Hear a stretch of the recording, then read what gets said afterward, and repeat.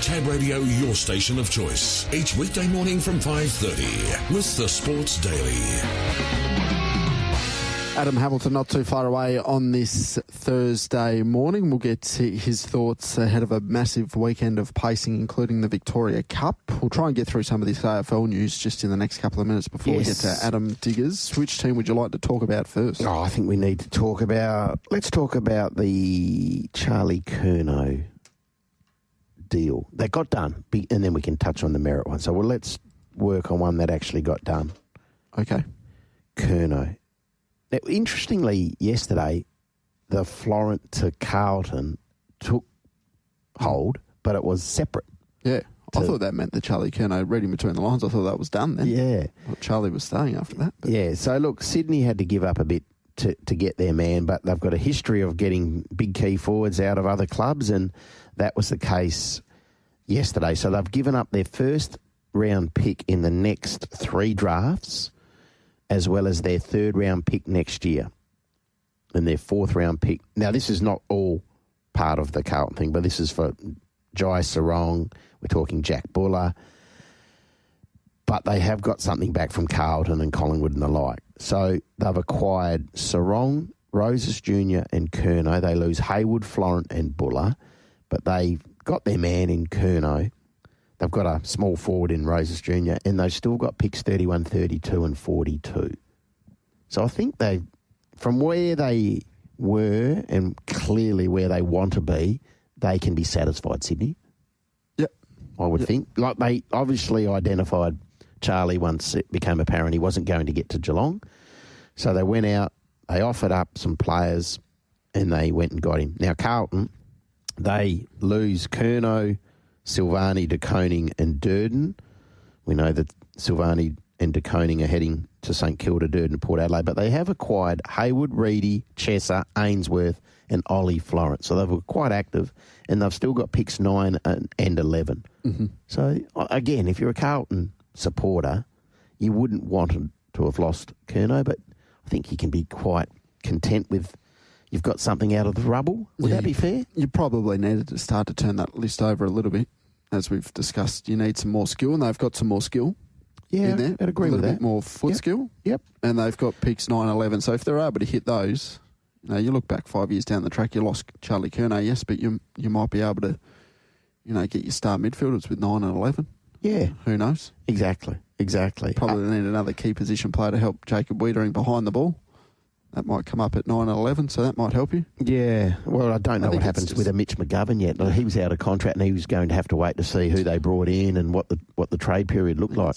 It's definitely short-term pain for the Blues, but I think they needed to start to regenerate at some stage, and they've obviously made the decision to probably start now, and Charlie Curnow probably fast-tracked that. Just received a message from a Carlton supporter. We've got something all, nothing, clueless. So that's from someone who's not a fan of how Carlton have gone about it. What about the Essendon-Hawthorn situation? I respect what Essendon did. Yep. What about... Merit? So when you say you respect what Essendon did, just holding him to his existing deal? Yep. So we want this. If you don't come with this, then we're not trading him. We're not just trading him because he wants out. Yeah. Have they cut their nose off to spite their face, Essendon? Oh, possibly. Wouldn't be the first time Essendon have done that. But No. Like they were offered 3 first-rounders for him, for a 30-year-old. And this is a club that is very much in the rebuilding space. Even with Zach Merritt there, they're not playing finals next year. No. And you were tabled 3 first-rounders for him. Well, this is the bit where I'm a little bit iffy about. A first-rounder in 2027, really, what is that worth? Is that really a first-rounder? You might end up having to pick at pick 32. It's almost a third-rounder. But they could have got they were offered... They're obviously very happy with where they stand this year because they've got 5, 6, 21 and 27 in the draft. Yeah, they have. So this year they're pretty well set. But they could have had picks 10 and 22 as well. So they could have had 5, 6, 10, 21, 22. If they assess this draft to be a really strong one, maybe that influences their decision. Yeah, look, Essendon historically really difficult to deal with in the trade period. I would argue that they have continued on that path because, look, they said all along, though, we're not going to trade out our captain, and they were true to their word. I think they're an they're in a lose-lose situation. If they traded him out, everyone say you relented, and then when you don't trade him out, everyone says, oh well, you've just too stubborn. So no, they've made a line in the sand, and that's what they've done. So fair enough. Plenty more to talk about, but time to talk harness racing. Throughout the decades, there has been one standout voice in harness racing. Adam Hamilton has conveyed the amazing highs and the heartbreaking lows. Retrovision are proud to present Adam Hamilton. Retrovision, lowest prices guaranteed. RAC members save an extra 5% every day at Retrovision. Good morning to you, Adam. Yeah, morning. Great to be with you guys. In a scenario that I never thought for a moment we would be in, and that is with Leap to Fame up against it in this Victoria Cup on Saturday night. This time last week, he was about $1.25 to win it. He was expected to stroll around and win his final lead-up race and then just rock up and break what many had said was a developing Victoria Cup hoodoo. He looked better than his rivals. And then came the biggest of shocks, the biggest shock in Australian harness racing, I believe, since Courage Under Fire's 24-race streak came to an end. That was in January of 2000, so 25 years ago, when Leap to Fame led and was run down by the rising 11-year-old, if you don't mind, Bulletproof Boy, in the Smoking Up Sprint last week. That was the first shock. Just when we were all getting over that, the barrier draw comes out Tuesday morning for the Victoria Cup. It's been said about 10 times in his career, the one draw that Grant Dixon never wants with him is barrier 8 inside the back row. Where does he draw? Barrier 8 inside the back row. He will, I think, start close to black odds, close to $2, guys, which is unthinkable from a week ago. What has the fallout been in the wake of that performance last weekend? Not taking anything away from the winner. I think the fallout initially was shock. I actually got out to see Grant and Leap to Fame on Monday, and Grant doesn't skip a beat. Like, he's not, there's no soul searching, there's no panic stations, anything like that. Like, the horse looked terrific. Grant worked him on Monday morning. He worked terrifically, and that wasn't just from Grant, that was from Clinton Welsh, experienced horseman who Grant's staying with. Clinton said to me separately, Adam, you'll see a different horse this week. Like, his work was tremendous this morning. They had precautionary bloods taken. They were all clear. So I think, if you really gel it all down, I think what likely happened was that his trip was a bit drawn out, the plane trip from Brisbane down to Melbourne. He ended up not leaving till about 3 or 4 in the morning. He didn't get to Clinton Welsh's place till 7:30. If you think as a human you'd miss an entire night's sleep, are we sort of just scratching for excuses? Maybe a little bit, but it wasn't an ideal preparation getting in so close to the race and travelling overnight. I just think he had an off night, something he virtually has never had before in a 71-start career, and that's the way Grant Dixon looks at it. But the far bigger issue to me is this barrier draw. I know he's drawn these barriers before and he's been able to get away from the inside and make light of them, but this is a different scenario. This is only 2,240 metres. It's a glorified sprint race almost, not 2,700 like a Hunter Cup. He's got Mickey Pins drawn next to him and Will Rickson, one of the best drivers going round, and a horse that's got tactical speed. Mickey Pins' job for his own sake will be to make sure that Grant Dixon can't push away from the inside. Grant will know that. Grant can't possibly risk booting up on the inside because Catch a Wave, I'm sure, will be happy to sit on Hi, My Name is Jeff, and 3 pegs would make it a nightmare situation for Leap to Fame. So what happens? He's got a snag right out the back. That means when they settle down in a Victoria Cup with 2,000 metres to go, the champ will be giving them about 35, 40 metres head start. It's a monstrous task. It's going to be one of the biggest challenges he's had yet. Of course he can win it because he's one of the greatest we've ever seen, but I'm just setting context as to why this will be one of the biggest challenges of his career, guys, particularly, if you've got horses like Kingman and Catch a Wave right up on the speed, 40 metres in front of him. So fascinating race and a remarkable Victoria Cup from what it looked like being this time last week. Absolutely. It makes for a great spectacle, if nothing else. Adam, is there a bet in the race then after what you've just explained?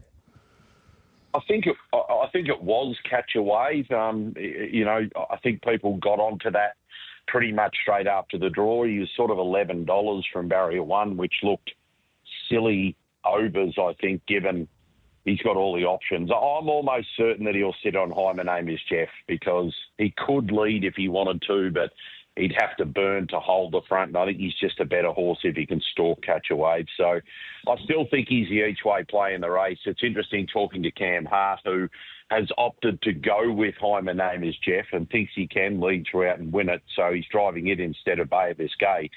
Cam said, I never thought I'd say this either, but I know how difficult this draw is for Leap to Fame. And if I lead on High My Name is Jeff, I think my danger is Catch a Wave, not Leap to Fame. So that's an interesting insight from a great driver like Cam Hart as well, guys. All right. Now, it is a massive night. Can you just outline what else we can expect to see at Melton?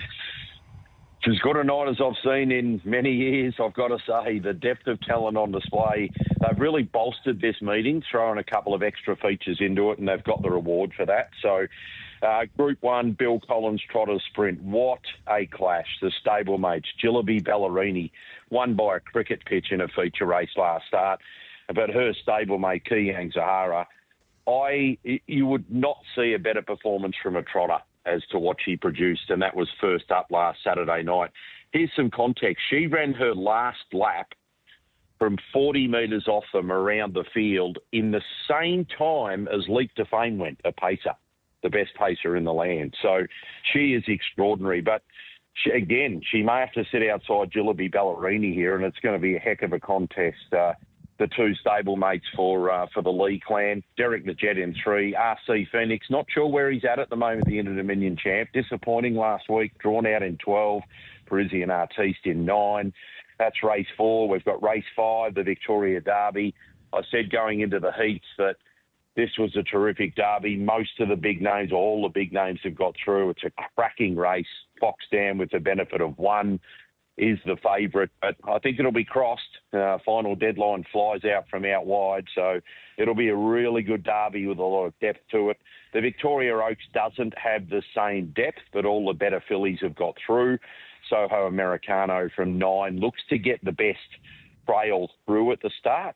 I think either Soho Americano, Let Her Roll, or Golden Shoes, all off the back row, will be making early moves to try and go around and get the front. A watch on the New Zealander Joyride. Not disgraced last week. She'll be better, and she does draw better in gate 4 than the big guns in the race. Anthony Butt drives for Crandell Getty. Race 7, the Victoria Trotters Oaks. We've got 2 exceptional young trotting fillies here. Tracy the Jet, 5 from 5 this campaign, draws 3. Gatesy's Gem draws 1, and Gatesy's Gem has beaten Tracy the Jet in their 3 clashes so far. Both these fillies headed towards New Zealand for the $500,000 ascent during New Zealand Cup week, guys. It's a heck of a meeting at Melton. All right, what about Menangle? What are the highlights there? Yep, race 2, the Les Chant free-for-all, Captain's Knock. They opted not to go to the Victoria Cup. He's getting ready for the Carnival of Cups up in New South Wales. And on that note, so too is the Miracle Mile winner and former Inter-Dominion winner Don Hugo. He trialled at Penrith and is going for the New South Wales Carnival of Cups for Luke McCarthy. So, but Captain's Knock draws 10 first up in the Les Chant. Rip draws 9, Beach Ball 7, Better Than Cash 6. Also got the semi-finals on the night of the New South Wales Breeders' Challenge for 3 and 4-year-olds. And that made decisions for drivers like Will Rixon and Cam Hart a bit difficult whether they drive at Melton or Menangle, but they want to be where the big bucks are at Melton this week. Before we check Gloucester Park, tomorrow night, Addington.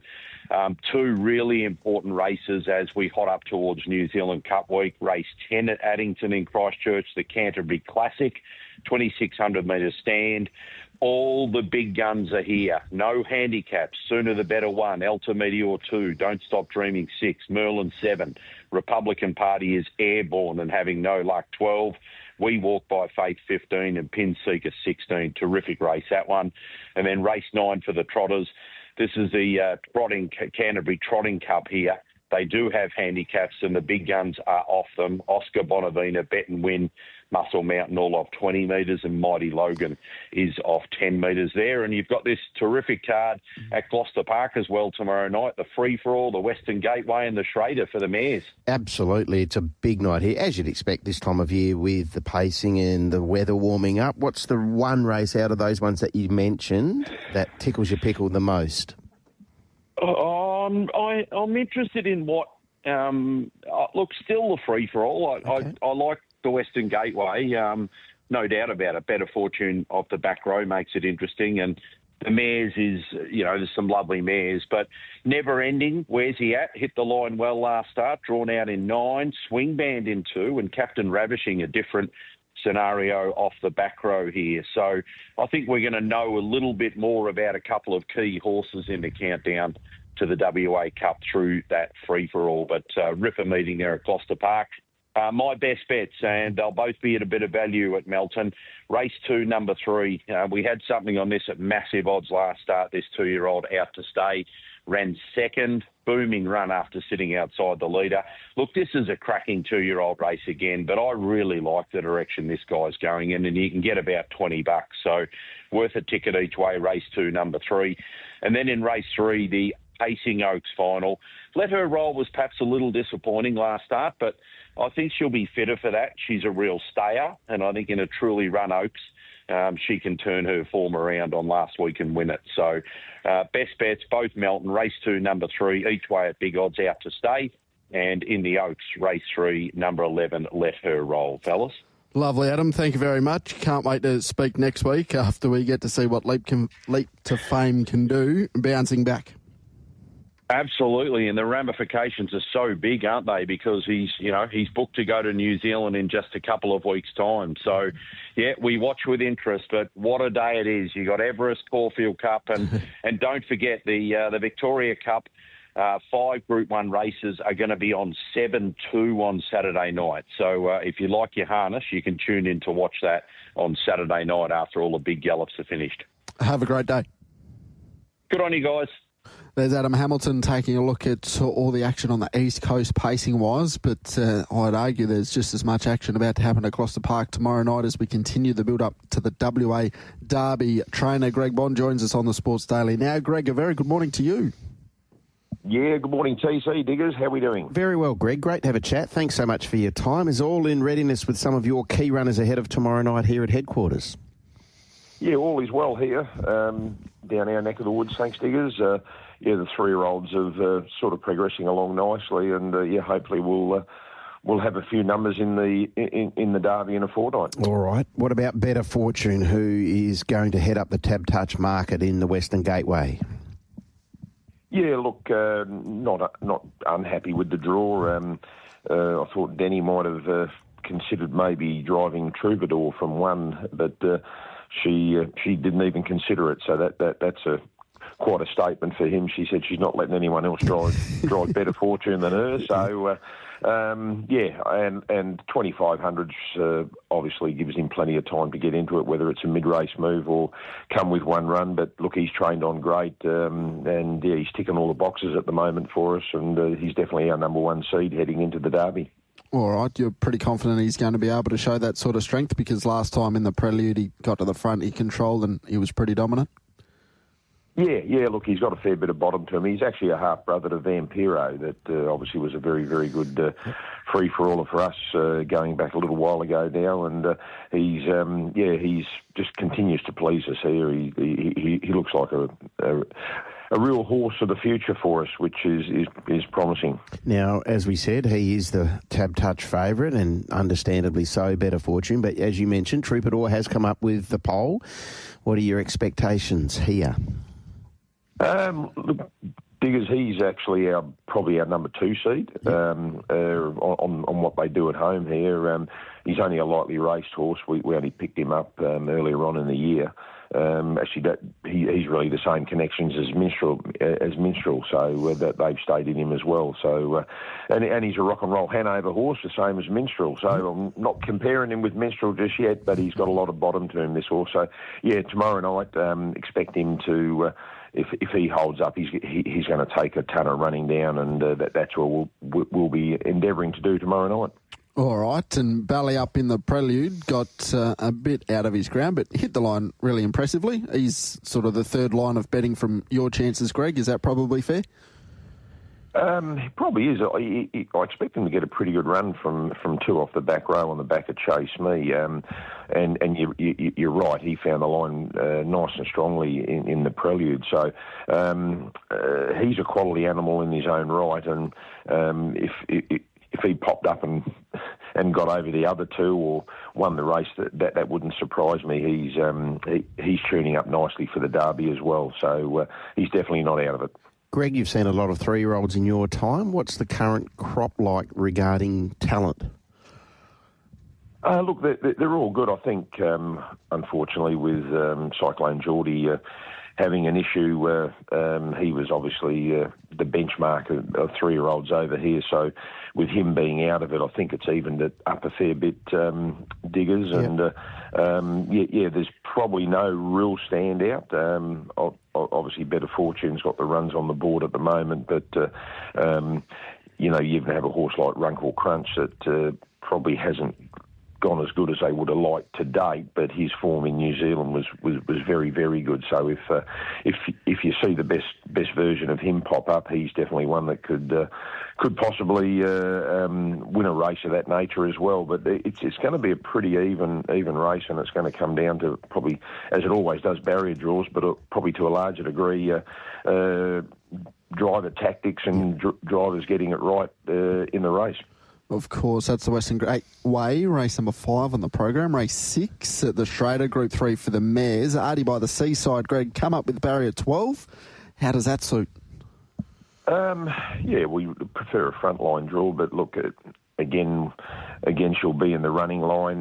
We're just going to be relying on hopefully a good tempo in this race. Thought she found the line great last start in a race where she probably didn't deserve to run second. The sectionals were dead set against her, and she found the line very, very strongly to run second. So definitely a winnable race for her. But if it's raced with good tempo, you'll see her steaming home for sure. What about the representation in the free for all? Just Lusaka this week. Barrier 8, he was always going to draw wide under the conditions of the race. Look, it's probably a winnable race for him too. Probably Swing Band, if that finds the front and gets a softy sort of a lead, probably looks the winner. If that doesn't occur and there's some, again, good tempo, which is what we'll be relying on, he's definitely a winning chance. Thought his run last start went forward. Breezed in very quick time and just run out of legs in the last little bit was an excellent run. So he's always going to be a threat in these sort of races, that horse. How is Minstrel going?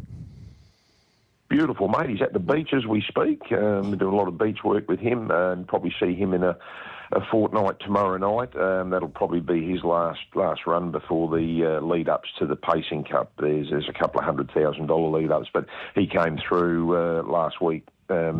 Both he and He's a Sport came through the race actually really, really well. So we're very, very happy. They're both spot on and on target. So, we'll fingers crossed nothing changes, but very happy with both of them. All right, third line of betting for the WA Pacing Cup, Minstrel at $5. Geez, He's a Sport at 11. Any other horses that we haven't touched on, Greg, that might be going very, very well for tomorrow night? Probably thought Captains Have Time. Her numerical form doesn't look that flash, but she's actually going pretty good at home, and even in her races, she's been going good. Just had zero luck. So from barrier 2, I think you could expect to see her run a pretty solid race tomorrow night. She'd probably be our best of the others, and Tuvalu's in the Nugget Prelude had a few setbacks with him, so he started his racing campaign this time in a bit later than we wanted, but he's probably one to keep an eye on, maybe not tomorrow night, but moving forward he's a very much better than average horse, and if you probably follow him in the next few runs, you'll probably be rewarded with something, I would like to think. A strong hand as always, Greg. Thanks so much for your time this morning. Best of luck tomorrow night. Yeah, thanks, guys. Have a good day. Bye-bye. There's Greg Bond, and captains have time, as he mentioned there, race 9, number 2. All right, looking forward to Gloucester Park tomorrow night. We'll get out to the roads. Shayne Williams on the other side. On the Sports Daily, the Shayne train's coming into the station. Here's Shayne Williams with his winners for tonight's WA Greyhound Racing. G'day, Shayne Train. Yeah, good morning, boys. How are we today? Very well, and you? Yeah, pretty well. Thanks, Diggs. Pretty well. Pretty going good. Good to hear. Are you a swimmer? Oh. I'm asking because there's a reason for my question. Nah, you're not? Not a swimmer. Okay. No. The only reason I ask is there's some big swimming news just breaking that Ariane Titmus, the 4-time Olympic gold medalist, has retired from swimming. So I was just... I did see that. Yes, I was just curious what your best stroke would be. Oh, gee whiz, there we go. Are you freestyle, backstroke, butterfly? I can see you launching out of the water, Shayne. Survival Dog paddle. stroke. Dog paddle.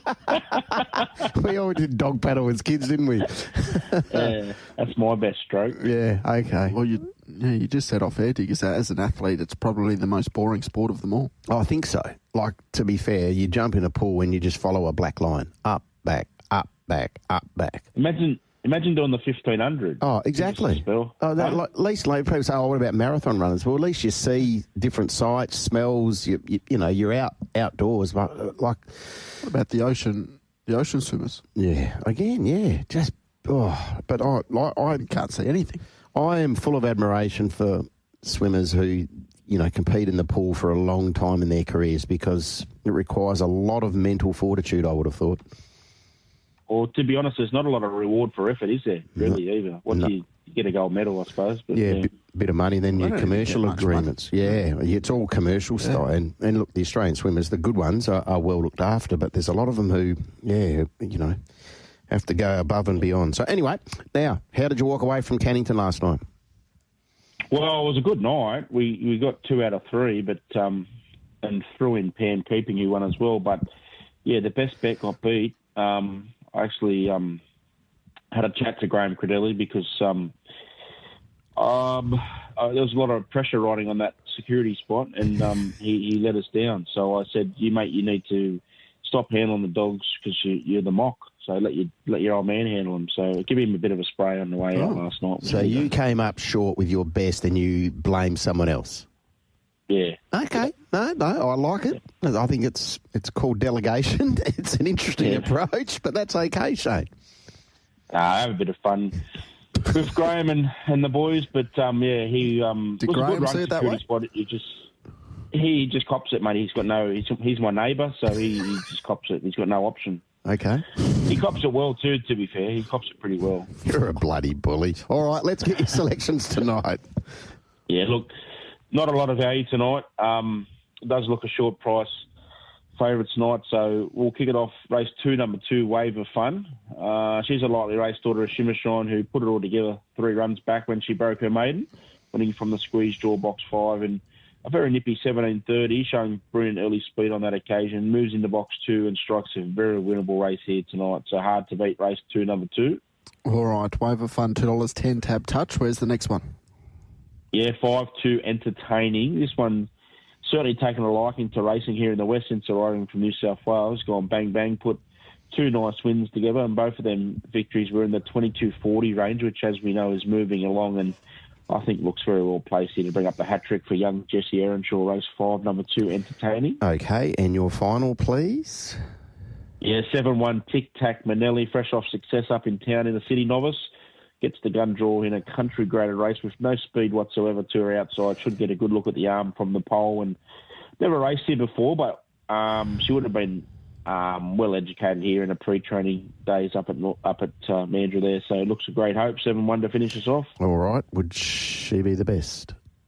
Entertaining for Jesse Earnshaw, race 5, number 2. Okay.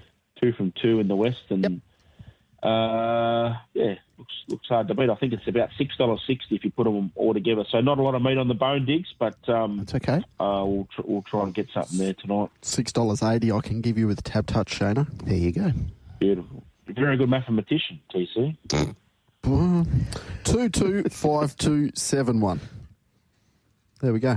Nice horse, Elite Bow yesterday, boys. Very nice. Yeah, he comes with a price tag. I think he was a 360, 370, something around that. He was out of the Yarradale draft. He was a lovely colt, and I had to pay a bit of money to get him, but he looks like he's got a really good race in him. Whether it's this time in or as he matures, I'm not entirely sure, but that was a devastating return yesterday.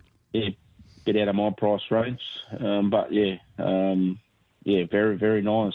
Very nice. I think the little bald fella was very happy after that. Yep, as he should be.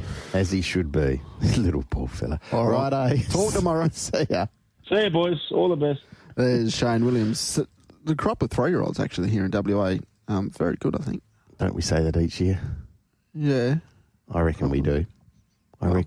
Which is, and I think it's apt. You're right. Mm-hmm. You're spot on, TC. Like, we've just had a Max Simmons on the weekend, and there were some very good performances there. And then you go there. Now that's over 1,000, but you go there yesterday with the 1,200 metre races. A couple of 3-year-olds, who did what they had to do in those races. But you got Elite Bow over the 1,000, very good. And then you had Fine Star, the 3-year-old filly in a Class 1. Mm-hmm. And she was very good. So if Elite Bow and Fine Star aren't lining up in some black-type races over the next 6 to 8 weeks, I'll be horribly surprised. Well, I mentioned the 3-year-olds here in WA on the back of probably all the East Coast form students that we talk to, and they're a little bit flat about the 3-year-olds at the moment, and it's just sort of thinking it's probably the opposite over here. Well, keep unearthing one, sort of seems every week. Well, to be fair, the champion 2-year-old was Talk & Co. Mm-hmm. And look what she did upon resumption in a race which is probably short of her best distance. So, yeah, that 2-year-old form it's only a very, very small sample size, but it's held up. Mm-hmm. All right, Adam's text in. He's looking forward to Brad criticising St Kilda, he said. Okay. What about the Bulldogs? For trying to get better. Well, what about the Bulldogs? You needed a key back. Everyone knows you need a key back. I think you acknowledge internally out at the Whitton Oval that you need a key back. Trade period finishes. What don't they acquire? A key back. So where's their improvement coming from next year? Well, the fact that they weren't able to woo Lee Kalia is probably the one. They tried with Wilkie, didn't work, so they've tried. They tried with Silvani, couldn't get the job done, didn't work. They tried. So what else could they have done? You don't get merit awards in the AFL. No, you actually try harder. You find a way. You somehow find a way. They have to, and they haven't done it. That is priority number one. They needed to find a key defender to come in and help them. And unless they're going to shift Norton back, and the back half of his season working alongside Darcy would suggest they're not going to do that, nor they probably should. So at the moment, they've stood still. And what do we hear? Every club, every coach, every administrator in the AFL say, if you stand still, you're going backwards. Maybe that's the case for the Bulldogs in 2026. Oh, well, they'll be fine because no one in the media will criticise them. Bulldogs? Well, I think they get their share. The Bulldogs. What do you think, they're untouchable? Well, I think Luke Beveridge never seems to be under pressure. Yeah, okay. I thought maybe there's a few that do line him up. But anyway, we'll see. But I think they've missed a trick. All right, that's the Western Bulldogs. Have your say, 0427 789 571. Looking forward to a massive weekend of racing. Caulfield Cup Everest Day in both Melbourne and Sydney. Jack Turnbull from Kiramar Racing joins us on the Sports Daily. Jack, thank you very much for your time and a good morning. Good morning. Thanks for having me. No problem. How's Tempted going? She's excellent. Yeah, she put in a really solid and sharp bit of work the other day, and we've drawn the right barrier. So, yeah, we couldn't be happier, and it's obviously a massive test and step up, but very much a privilege to have her in the Everest for Godolphins. Jack, we saw, I think, a little bit of social media via Craig at the facility at Bong Bong. For those who haven't had the good fortune of being in and around that area, can you just enlighten us as to what that training centre looks like and the I suppose the facilities it possesses? Oh well, it's got everything. I guess it's the Taj Mahal of a training centre. It's essentially like an old.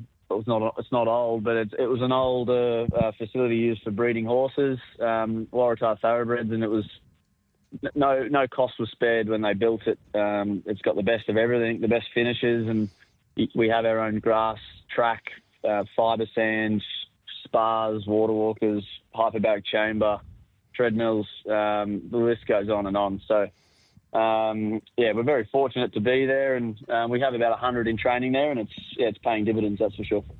Who's the better chance in the Everest from your team, Tempted or Jimmy Starr? Very good question. Tempted's drawn the gate to get a nice spot. Jimmy has definitely got the form on the board. Like exposed form, he is the one. He's just got to step away. If he can step with them on terms, Ethan can then decide where he wants to be or needs to be based on where everything else goes. There's a bit of speed drawn inside of us with Ka Ying and Bjorn's horse. So, yeah, it's interesting. It's an intriguing map, and it's going to be a great spectacle. Given his, tendency that he can be a little bit slow to step, were you all that disheartened by his barrier draw on Tuesday, Jack? No, we'll see. Last start, he actually stepped on terms that Ethan made the decision to come back. So he had a tail, and we did a bit of work with him in between, and he was better, which is the main thing. And you're better off to be out wide than inside if you're going to be slow anyway. So we've actually drawn favourably for that matter. But the horse is flying. He could not be going any better in terms of track, and his last run represented that. So it's just going to be a matter of how far off we are, the likes of Ka Ying, in the race itself. So does that put Tempted's nose in front probably? Just listening to you, Jack, just the map is a little bit sticky for Jimmy, but Tempted, she's going to get every possible chance? Tempted will get every possible chance, but Jimmy's a class horse, so even if he spots them 8, 9, 10 lengths, he's got the engine to make that ground up, I think. Jack, everyone else has been asked about the trial of Ka Ying Rising. We might as well get your opinion from afar. What did you make of it? Well, as Kieran said, the trial was his trial. I personally thought he probably should have trialled a fraction better, but I'm not going to question David Hayes. He said he had improvement to come, and it was all part of the process. And whether or not the track had too much given it and he didn't stretch or travel up as best as he could, or he was just trying to fox him in the trial, I'm not sure. But naturally, you want them to be doing everything fantastically and 100%, and it didn't look that day like he did that. Are you in Sydney or Melbourne on Saturday? I am Melbourne, so we've got a big day down here. 3 in the Caulfield Cup and 2 in the 1,000 Guineas, so I'll stay Victoria. OK, can we work through those Caulfield Cup runners in racebook order? We're starting with Middle Earth, please, Jack. Middle Earth, so he's tracking very well. First time to 12 furlongs since coming to Australia, which is the most exciting part. Does get a little bit worked up pre-race, and his barriers are a problem. He did miss the kick last start, but we've again done some barrier work with him, and if he steps on terms, really looking forward to him getting back to handicap conditions and up to 2,400. He's by far our best seed if he does step away with them. All right, he's currently at $15. Bigger odds for Zardozi. How have you seen her form? She's been going okay. Definitely racing like she wants a trip, and she gets that on Saturday. So we are blinkers on. We're putting the Daunton bit on it as well, just to change tack a fraction. And the key is the rise in distance. So she's an older mare now. She's lost that sharpness, and she's probably not as dynamic. And that's why we're very keen to see her at handicap conditions over 2,400. And how do you think Royal Supremacy will handle Caulfield as he chases back-to-back Group 1 victories? drawn favourably, and you just got to look at his form. He's very consistent. He's very much a bull in what he does. He's very energetic, and he's travelled down here fine. He's had a few good pieces of work, and he's in just a really good spot. So he will land forward half and travel, and there's a bit of a fine line with him. He does get on the fraction. So if he can just be forward and flowing, and then that'll give him every chance to run his best race. So you think Middle Earth's the best of those three? I believe so, yeah. As long as he steps away. Biggest thing with him is the fact that we haven't seen him at the trip. So I would stick in Middle Earth's corner to run a bold race if everything goes to plan. All right, the 1,000 guineas you mentioned a little bit earlier on. Apocalyptic's obviously there. A nice horse. She's going extremely well. Can you make a case at bigger odds for your pair, Salty Pearl or Cherish Me? Yeah, we can make a case. Reality is the favourite looks extremely hard to beat, but it's a Group 1 race. These races aren't around forever, and still running second or third, if it were to be, is a great achievement in itself for these fillies. So Salty Pearl has done no wrong. She's been very consistent in our lead-up races in Victoria, and she's drawn 6. She will get the blinkers on as well. So hopefully having those cups around her improves her enough to run a race, which we think we can. And Cherish Me, it didn't work out last start. She did far too much from the front and subsequently did fold and was fairly ordinary. But we've given her some time between. She's had a nice tick over, bit of work, and she's drawn very low to get a nice economical run. Jack, can we just go back north of the border? Pride of Jenny's prospects in the King Charles. What has she done behind the scenes ahead of this Group 1? She is in excellent condition. Kieran's with her now up in Sydney. She's arrived in good shape. And, there's a nice 3-week gap between the Fee and this race. And she's had a few gallops away on the Cranbourne course proper. So she's had a faultless preparation, touch wood, up until now. It's been very smooth, and we like the gate. I was having a chat to Deck yesterday. 8's perfect. She can jump away, hold her line, and can just roll across. We don't have to push or pull, and she can just land there when she wants. She's a little bit older now. She doesn't rip and tear as much as she did as a younger horse, and again, there doesn't look to be a lot of speed on paper, so she should get that lead relatively easy. All right. So of the horses we haven't mentioned in the 2 states on a massive Saturday, Jack, is there one that you can sort of pinpoint for our listeners? Ripley. Ripley's travelled down from New South Wales. He's arrived in really good shape. Looks a treat, and he's definitely a horse on the up. So from that low draw in the Gothic, I really like his chances. All right, that's race number 4 on the program there at Caulfield over the 1,200 metres. Last start winner at $8.50 with Tab Touch currently. Thank you very much for your time, Jack, and enjoy Cup Day. Will do. Thank you. There's Jack Turnbull from Kieran Maher Racing. I'm still gobsmacked every time we speak to either Kieran or Jack, and just the enormity of their operation, like the training facilities, the volume of horses, the planning that goes on to get these horses in their right races. Like, how many times a day do you think they'd have to charge their phone? It'd just be on as soon as they wake up. And you look at the horses, for Caulfield out of Kieran Maher. I'm just looking here now: 3, 4, 6, 7, 8, 10. Like, they've got 17 or 18 runners at Caulfield, but there's nearly double figures at Randwick. There's runners in Queensland, like Pakenham tomorrow, Warrnambool, today, along with Goulburn. Like that, it's just a huge operation, and it seems to run without any kinks. It's just seamless. Yep, absolutely. So that was a good push, Middle Earth. Yeah, Royal Supremacy's on the third line of betting at $9, but Jack giving a good push for Middle Earth at $15, hoping the improvement comes getting out to the 2,400 metres for the first time since arriving in Australia. Isn't the King Charles going to be fascinating? Because you know what's going to happen once she hits the rise in the straight. Pride of Jenny, she'll be probably 8 or 10 in front. She's shorter than Mr. Brightside. Yeah, exactly. And he's come up with a tough gate, hasn't he, Mr. Brightside, with that racing pattern of his. He likes to ride the speed. Fangirl at $3.80, Pride of Jenny at $4.40, Mr. Brightside at $5. Lake Forest won the Golden Eagle last time at $7.50. Zach Burton rides Barry at $2. Pericles drawn Barry at $5 at $10. Heads are mated. $21 about Within the Law, ridden by Rachel King, 48 kilos. 48 kilos. She'll be exposed to a tempo that she's never seen before, the filly, but great race nonetheless. Out to a couple of messages from our sponsors and then off to the news. Make Tab Radio your station of choice. Each weekday morning from 5:30 with the Sports Daily.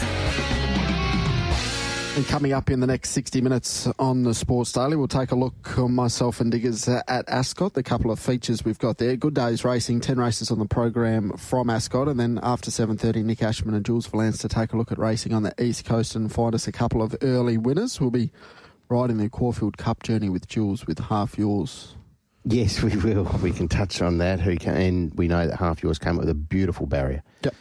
And Jamie Mellum, I think, is on record as saying you can put him to sleep. So he's drawn 2. She'll be patient. She has the opportunity to cut the corner when they fan, and invariably they do. So you can understand why Half Yours is going to be very, very popular come jump time on Saturday. All right, Anthony from North Beach has got in touch on the Retrovision text line 0427 789 571. Actually, before I read this out, we didn't touch on it, the Wildcats.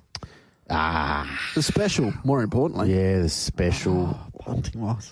Got us. They were poor. Crowd 110 points to Brisbane. It's just over 6,000 now. It's a Wednesday. It's part of the Ignite Cup. When was the last time there was only 6,000 at a Wildcats game? Yeah. And it's not as if they've started 0-8 or 1-9 or anything like that. It is middle of the week, I get that. But 6,000, just over? I just wonder whether that's... Yeah, I don't know. Right, put that down to a Wednesday. You'd hope so. You'd hope it's not a trend. Well, yeah, it's pretty tough to get into the city Wednesday. Buses run their normal routes. I don't know if people can get their normal public transport, that sort of thing. We'll see. Let them off. But no, poor performance nonetheless. Anthony from North Beach, as a Swans fan, I think losing Haywood was a mistake. If possible, would have traded Papley and kept the younger Haywood. Yeah.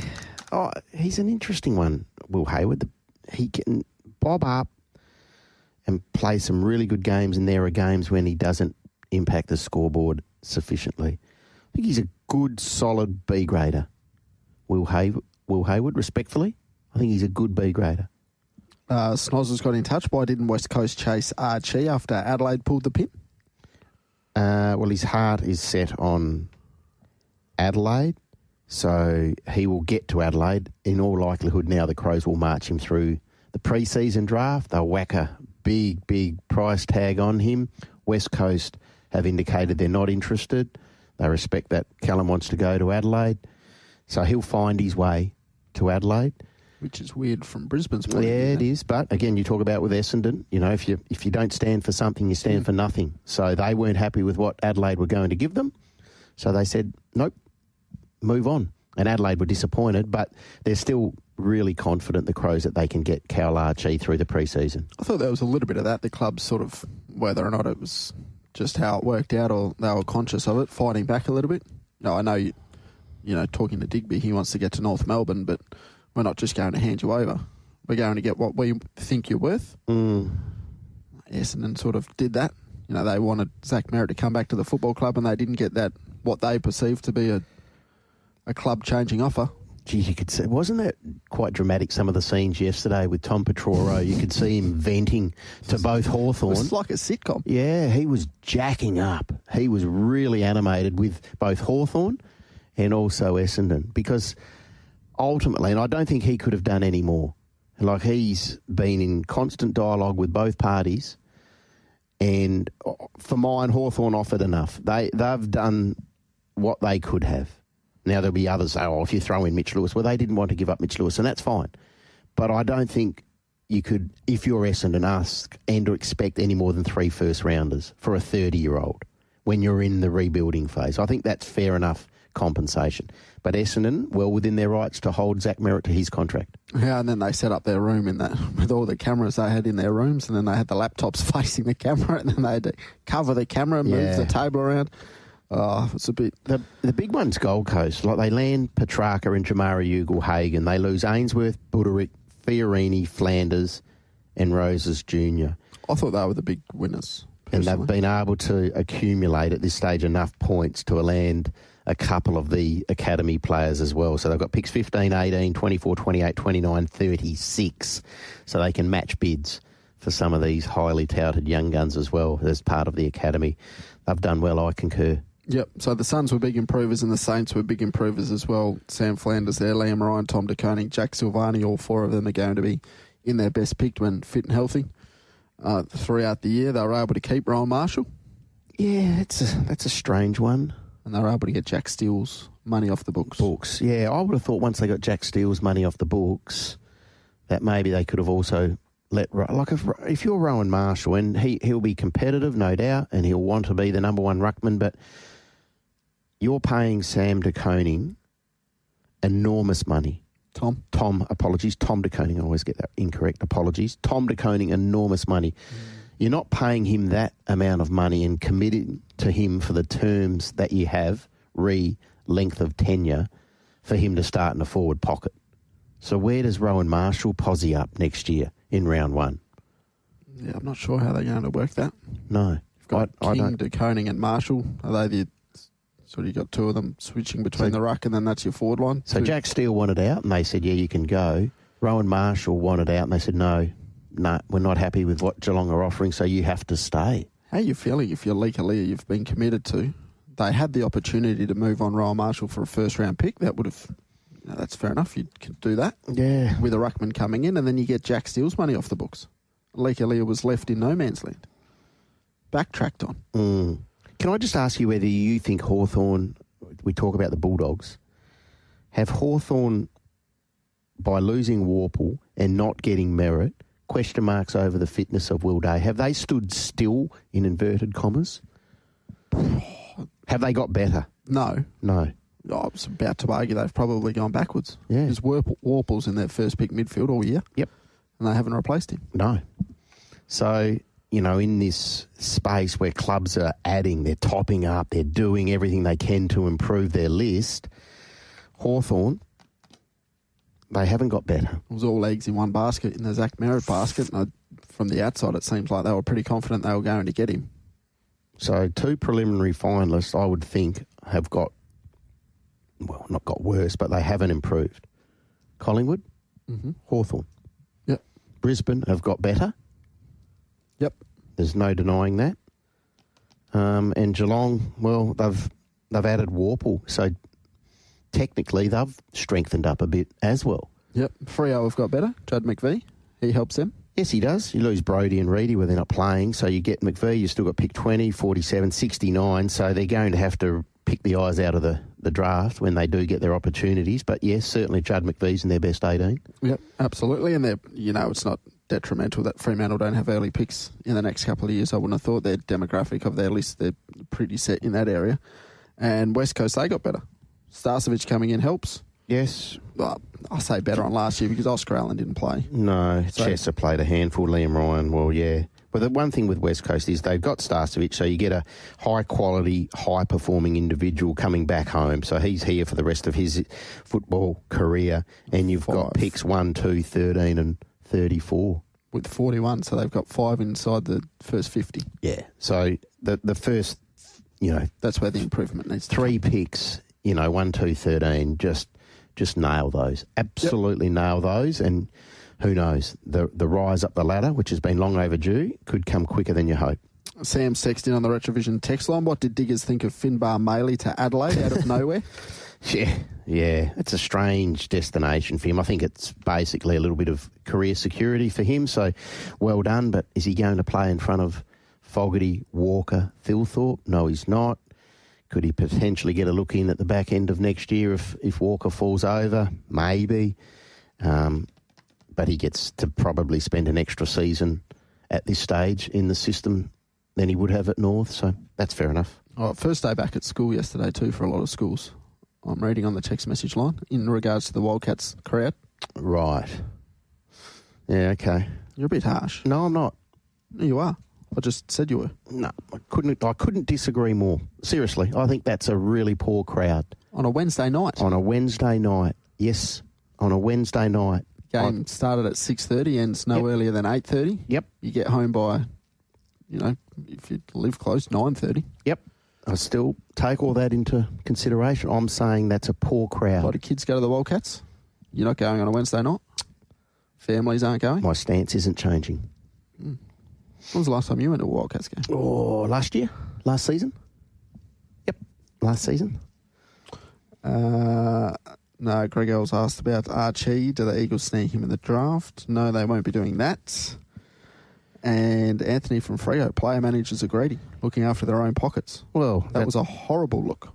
Well, Anthony, the one thing player managers do, they're there to represent their players. So if they're upsetting clubs and list managers, that's not their concern. Their concern is their client, and they are paid by their client, and they will do everything they can to maximise their client's potential earning capacity. It's pretty simple, and it might be a little bit unpalatable for some, but that's the landscape. That's the space that we live in with player agents, and it's no different, be it Australian rules football, be it the World Game, NFL. It's just the way it is. And often when they do move clubs, they get a salary boost. That's what happens. There was one player agent who was famous for moving his players, and the players always got a lot more money at their new club, and he was a master of it. Very, very well received individual by his players, but he was despised by clubs. I won't name him, but he was certainly in the system for a long period of time. Thank God it's over. Yes, a lot of people would have that sentiment. All right, Ascot on Saturday. We've got the Crawford, we've got the Eurythmic. Take a deeper dive. We had the markets go up there yesterday. Currently at 3.30, Super Smink. We'll start with the Crawford, is the favourite. To rope them in's at 3.60. Twain's Angel 5.50. London's Image at $7.50. $8 about Storyville. Double figures the remainder. Taking a look at this field in market order, Super Smink. First up, I think it's been well backed early on. Opened at 3.50. Second line of betting now favourite at 3.30. So a little bit of support there. Not too much to ride home about, but her form when last in work here in WA was absolutely outstanding this time last year. Yep. Can she return a winner? Oh, absolutely she can. There's no knock there. The two trials, you were really enthused by the second one? Yes, loved it. You said off air, sorry to put this out there, awesome. What tickled your pickle the most about it? Just a turn of speed. Yep. We know she's got a turn of foot. She was sort of out the back over the 1,000 metres there, but in that trial, won by all plays. She wasn't there to win the trial. Clearly, she was a fair way off them, but at about the 300 metres when Chris just gave her a little bit of a squeeze and asked her to do a little bit, the turn of foot and the way she got through the line, I thought was really, really good. One thing with this mare is what she's always been able to display, even from her days as a juvenile, is that turn of acceleration. And this race for mine, she may well be in a similar position to, say, what a KTY was last week over the 1,000.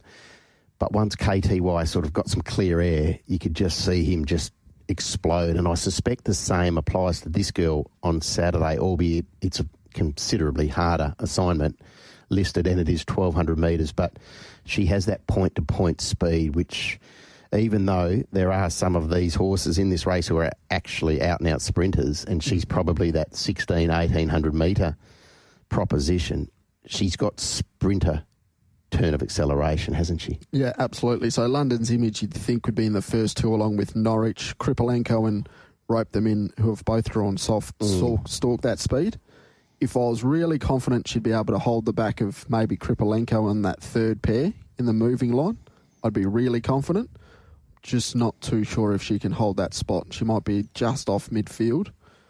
She might have some traffic issues. So that's the one nag. Yeah.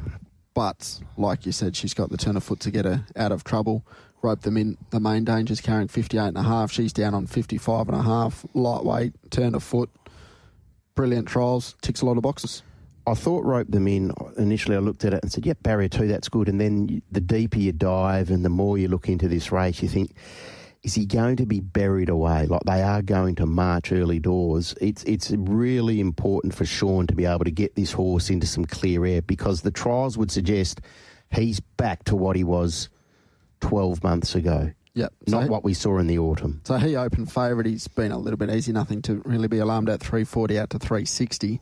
But I think the good thing for Sean is probably Norwich is going to sit outside the leader, and is Norwich up to this sort of level? Is Norwich going to be able to kick on at the 200 metres and be eyeballing London's Image?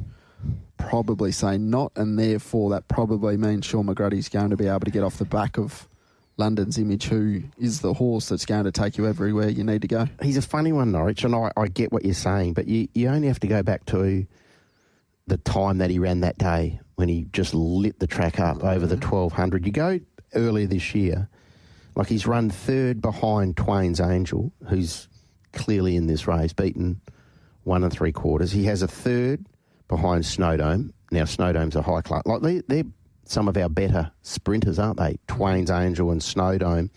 He ran third in a Bluff Knoll. He was beaten by KTY. Fresh, that was over 1,000. That was at Belmont. KTY since franked that form. But, yeah, I certainly get where you're coming from in regards to Norwich. Twain's Angel, how did you assess her prospects here? I thought she was very good in Kalgoorlie, the first up run. You're a little bit sceptical about the trials. I think the maps, I'm not too sure about where she gets. If she lands midfield with a little bit of cover, she's certainly good enough. Yeah. We've seen that. Where she finishes in the Golden Saddle, if what happens at the 400 doesn't happen, I'm not too sure. But I think she's going really well, and the deeper she gets into her preparations, the better she gets. Yeah, you'd think she's clearly a winning chance. I just wasn't sure where she fits in map-wise. No, if Brad can give her a good steer, and he probably will, because he's giving everything a good steer at the moment. Brad, he's in fine form, has been for a long period of time.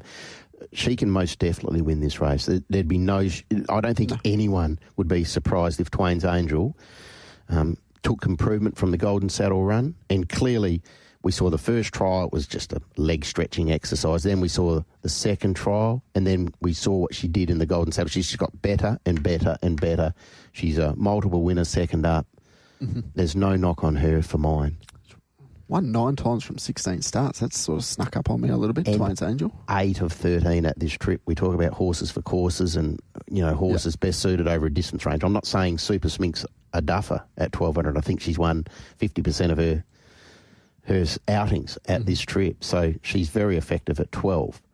But Twain's Angel is an out-and-out sprinter. Yep.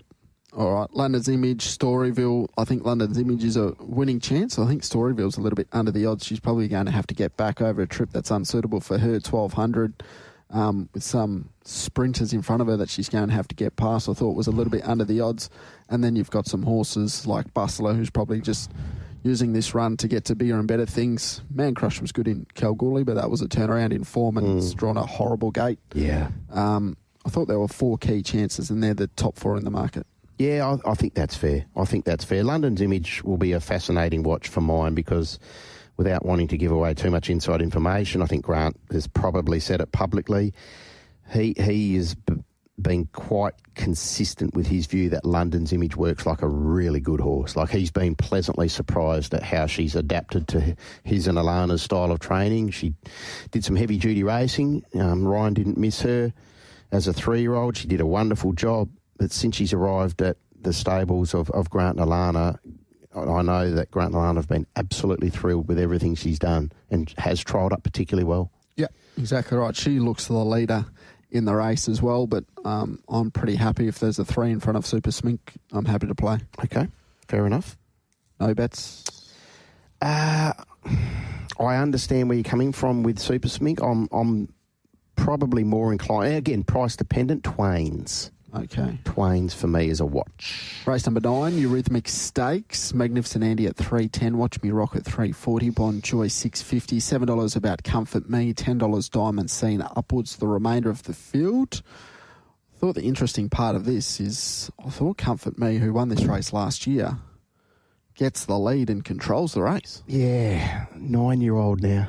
He's a 9-year-old. We've spoken about him. I think we spoke about him last week, didn't we, about the record that he possesses. We saw what he did a year ago in this race. He's got barrier 7, 57.5 kilos. You know where he's going to be in the run. He'll be marching. He has that capacity to kick into the corner and explode around the corner. And all of a sudden, a 1.5, 2-length margin becomes 3.5, 4. And horses are thinking, gee whiz, we're, how are we going here? So will the jockeys be cognizant of that? They should be. It's not as if it's the first time we've seen Comfort Me, march his opposition in their races. The recent trial was good. Time was good. Second horse goes okay in that trial. He deserves to be respected. For mine, Watch Me Rock is the one where I've got the big circle around, because Grant and Alana elected to race him through the autumn and get his rating up. And they did so with a view to potentially qualifying him for a Railway Cup on the minimum, an approach that they've used with great success previously. He's a 97 rater. I don't think a 97 rater is guaranteed of running in a railway. We saw the noms drop. There's a bit of depth to them. I think he needs to win one, or certainly run well in a couple of races in the lead up, to be assured of pushing past that 100 and being guaranteed a start. Yeah, I thought it was a tricky race to bet into early markets-wise. I was with you. I wanted to try and be with Watch Me Rock, but he's only getting 2 kilos off Magnificent Andy, who's up to the 1,400 metres. Big tick. He's going to get a good midfield run again from that draw. You mentioned Brad Parnham in outstanding form. Thought the effort over 1,200 metres in the Golden Saddle was really good, beating Yonga Lass. You like Twain's Angel in the previous, so strong enough form for this. Bonjoy loved the trials. The gate, I think, hurts with the way the race looks to set up. She's going to have to reel off an unbelievable final 600 metres, I think, to run down the leaders. I just thought it was a little bit of a tricky race, given the fact that Comfort Me finds the top, controls, and might kick away. Okay, so you've got Comfort Me at the head of the field in this race. Are you looking at horses within striking distance, i.e. those who have got his toe ball, or are certainly in the first 2, 3, 4? Or are you looking for a swooper? Or are you looking for the leader? I was thinking Watch Me Rock would just get the drag along behind Comfort Me, and I thought that might be the best place in the race. But I wouldn't be surprised if Comfort Me holds on. Okay. I mean, he leads and controls, but he's not going to stack and rack them, is he? That's no, he doesn't. No. So therefore, if that was the case, you'd think Bonjoy probably comes into it because she's only 3 lengths off them at the top of the straight, but I don't think that's going to be the case. I think I'm not going to say she's going to lose sight of the bunny, but she's going to be a long way off them. Because he's going to ramp it up from the 600. Exactly and right. And he can do that. We've seen that over and over again. Watch Me Rock, cups on, sign of intent. Yeah. I just feel like, it just feels like Grant and Alana have looked at this race and said, right, this is where we're kicking him off. Let's try and get the obligatory couple of kilos, get some points, push him past 100 and get him very, very close to being where they need him to be come November 25, I think it is. Yeah. None of the set weights and penalties, 57.5. Does he get him well? I'm not too sure, Watch Me Rock, but he's going to get every possible chance from the draw. He's probably the one I'm leaning, but he'd be the one I'd want to back, but I'd probably need around the $4 whether or not I'm going to get that. Do you reckon you'll get that? I don't think so. Pike and Williams. Pike, Williams, shades on. Yeah, I'd be surprised. Yeah, I agree with that. But keen Super Smink in the previous. Yep, Watch Me Rock here for me in the Group 3 Eurythmic. All right, that's a look at the 2 key features. 10 races on the program. We'll continue to look through the program there at Ascot on the Sports Daily over the next couple of days. Out to the roads, then we'll look East Coast. Red Tab Radio, your station of choice. Each weekday morning from 5:30 with the Sports Daily. You've upset the family, Diggers, and they're not happy. What have I done now? About the Wildcats. Yeah. Okay. Clint, Diggs, do I get a free pass for not going to the Wildcats last night? I live an hour away from RAC. I'm at 2 a.m.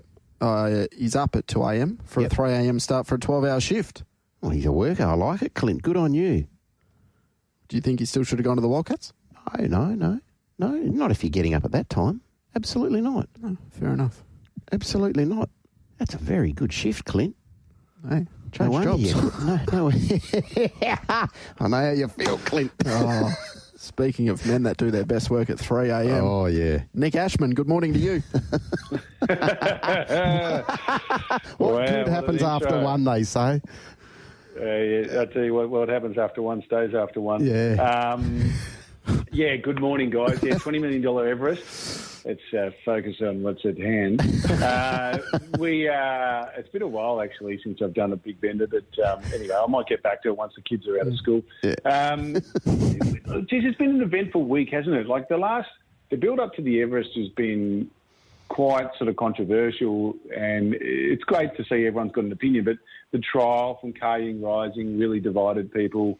The barrier draw then came out. Some people thought it was a good draw. Some sort of thought, okay, you might get sandwiched between the pace. And just to throw in a little curveball, we've now got up to 8 mil of rain on Friday, potentially forecast. So for anyone that doesn't understand how track curating goes, and I'm not claiming to be an expert, but the decision that they've got to make out at Randwick is, do they water it today at all? Because if they water it today and they get 8 mil tomorrow, then it's going to push the track well into the soft range. If they don't water it today and it doesn't rain tomorrow, then we're going to have a pretty firm deck on Saturday. So the range that we could have the Everest run on could be anywhere from about a good 3 to a soft 6. So, good luck.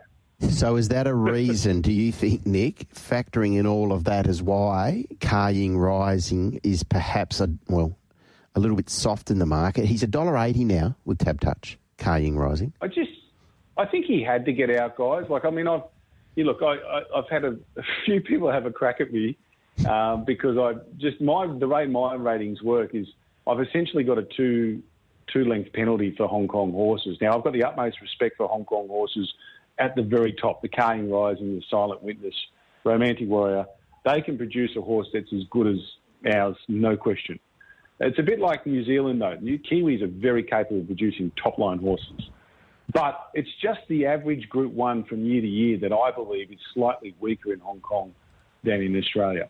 And I think if you look at some of the honour roll for some of their sprint races that Kaying's won, over the years there's horses on it that I don't think would get close in our Group 1s, like a TJ Smith or a Newmarket or whatever it might be. So when you're looking at standard times and you're talking about Kaying Rising, smashing standard times and doing things on the clock that horses in Hong Kong haven't done before, or not many have done, you've always got to remember that the depth that is over there, in my opinion, is not quite the same as what it is here in Australia. Now, the beauty for him this year is he gets here when there's a bit of a changing in the guard, or changing of the guard in the sprinting ranks. You know, we're still looking for who is our best sprinter. You've got Briasa won the TJ Smith, Jolie Star won the Newmarket, and the Kingsford Smith. They're sort of taking it in turns. There's no standout at the moment in Australia. There's no Nature Strip. There's no Black Caviar. There's no Chautauqua. There's none of them at the moment. So he's probably found the right year to come out here and have a crack. But it doesn't surprise me he's getting a bit soft. But, hey, I'll tell you this. If you want to back an Australian horse on Saturday, don't bet now. Bet on the tote, because with the World Tote in play, they're going to be backing Kaying Rising for sure. And he'll start $1.30, $1.40 on the World Tote. So you'll get a good price about the Aussie horses there. Yeah, absolutely. So after saying all that, are you betting into the Everest? Yeah, look, I think Tempted hasn't done anything wrong this prep. 3-year-old filly hasn't run a race yet. We've had Tulip run, I think, 4th or 5th, and Lady of Camelot. But I think she's a better horse than them. And she was very good in the Golden Slipper. Should have just about won it. She was very good first up, winning the Run to Rose in fast time. Bivark's figure in the Golden Rose was monster. And I don't think she ran 1,400 metres. She tried her absolute guts out. Back to 1,200 metres. Craig Williams, barrier 1, 51 kilos. I'll have something on her each way at $17. What did the figures tell you about Pride of Jenny's recent win? Nothing special. She beat a horse that's gone for at least this preparation in Treasure of the Moment. Hopefully we get her back in the autumn. She beat, Tommy Kitten, who now comes up to Sydney. He was going to go to the Cox Plate, but, he's had the mishap at the start of the prep. Things haven't gone well. Figures out of the fee and stakes were okay at best. So she's going to need to improve, I think, to win the King Charles. But the thing that she's got in her favour is her main danger, which is Fangirl's probably got to go back to the tail of the field. And I'm not sure if swooping right down the outside is going to be the absolute place to be at Randwick on Saturday. I think you're going to be seeing most of the winners through the middle lanes, through that lanes 3 to 9. So that's going to play in Jenny's favour. I thought Pericles in that race was a nice each-way play. There's a good chance Jenny won't turn up at her best. We've seen that from her multiple times already in the last 12 months. And there's a good chance that Fangirl will just get a little bit too far out of the ground from the gate. So you're looking for a bit of a Johnny on the spot. I think Pericles maps to settle one out, one back. And, geez, he's been going well this prep, guys. He won first up, caused a mini ball over, and his run in the Epsom was fantastic. Okay. I want you to look into your crystal ball. What price does the filly under 48 kilos jump? The filly under 48 kilos? Yes. Within the law. Within the law, under the 48 kilos. What price does she jump? What price does she jump? Let me have a look. I'm just bringing up what I've got her rated here. She jumps $31. $31. Is she any hope? I think she's left out. No, I don't think so. Okay. I think they've thrown her in. She comes out of a very slow run race at Flight Stakes last time out. So people are looking at that thinking Apocalyptic's a very good filly, but I think she was aided by the fact that they didn't run any time.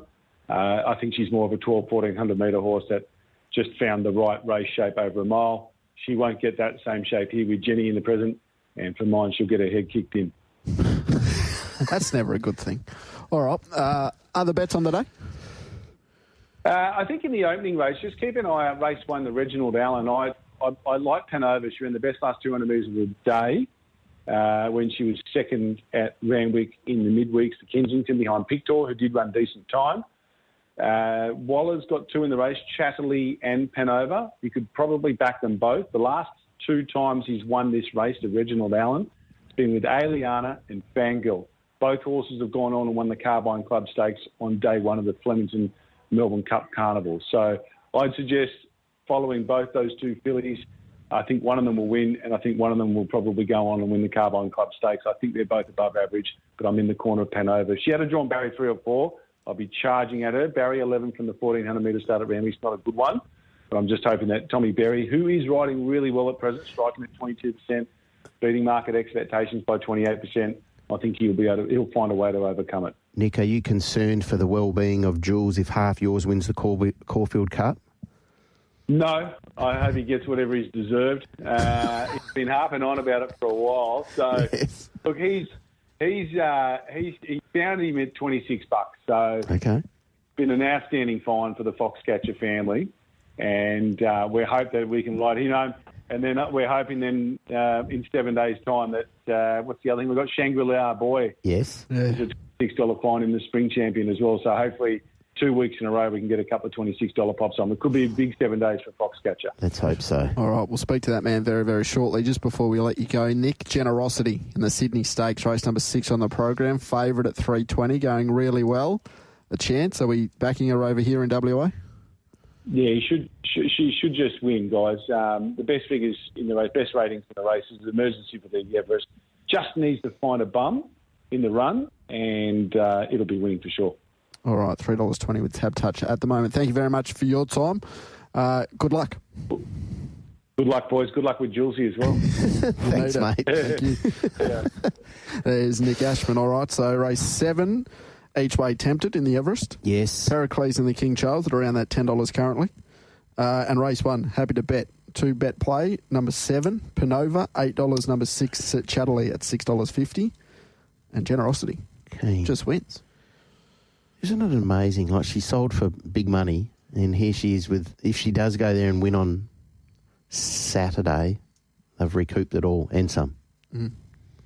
And you've got her as a broodmare prospect going forward to sell as well. So good luck to the new owners. All right, hopefully this man's trumpet hasn't run out of breath just yet, because the Caulfield Cup, $2.90 favourite, half yours. Jules, good morning to you.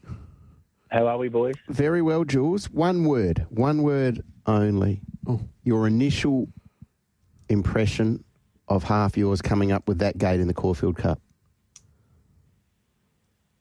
Outstanding. Was it everything you wanted it to be? You know, like, it feels like everything's just gone so to plan for this horse. Yes. So I'm expecting just something, lightning to strike and obviously just to put me back into my miserable hole of an existence. So at the moment I'm dancing on clouds, Yes. but it can change very quickly in the game of horse racing, we know. When you're gambling, does that worry you more when it seems to just all be working out?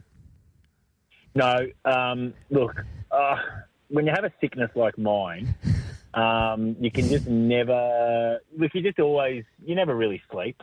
So, look, you want things going in your direction. To be honest, it's a better feeling going into certain things that you think everything that has. You want every box ticked, I suppose, is an easier way to put it. And every box has been ticked for this horse to suggest that Caulfield Cup is going to be a peak run in the prep for it. And everything that all the little things seem to be adding up. I ran into Kelvin McAvoy yesterday at the races, and he said that he's not letting the horse out of his sight. So we're in a good space at the moment. I'm sure you've played this race out in your head on numerous occasions. In all seriousness, Jules, in the wake of that barrier draw yesterday, how does it play out? Yeah, I think probably Jamie will want to go. I don't think there's an issue really if she ends up back 3-back rail. I think there could be a position possibly leaders back. I think horses like Adelaide River, I think Banker's Choice probably roll forward, and it's just what they do with Deacon from barrier 7, whether they want to be really positive and try and get ahead of, say, a horse like Half Yours. But I think Jamie will be aware of that as well.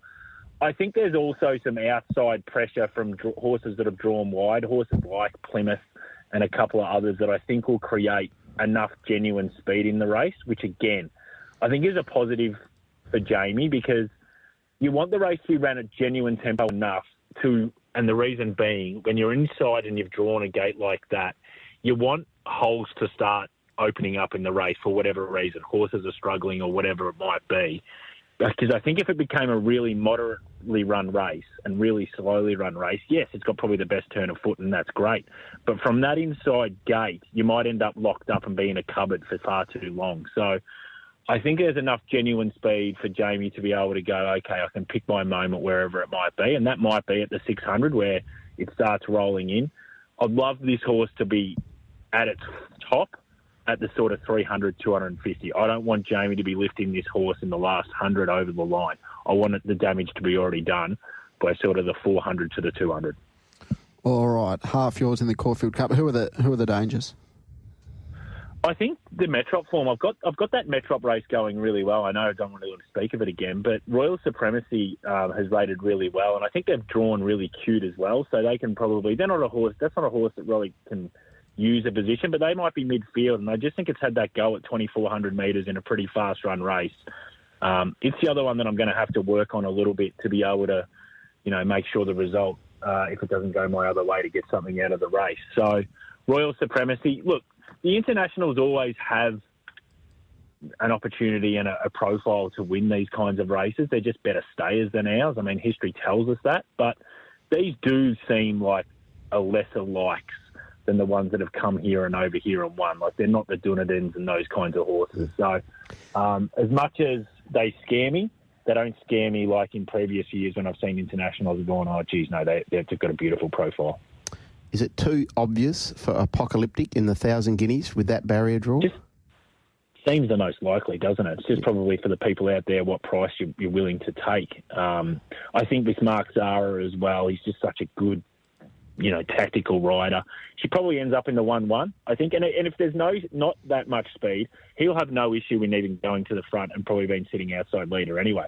The only way she gets beat, I think, is if horses from out wide actually go forward and really try and put the pressure on, and they say, okay, let's see if you can run a fast 1,600 metres, because she had it soft in the flight, but she's got versatility.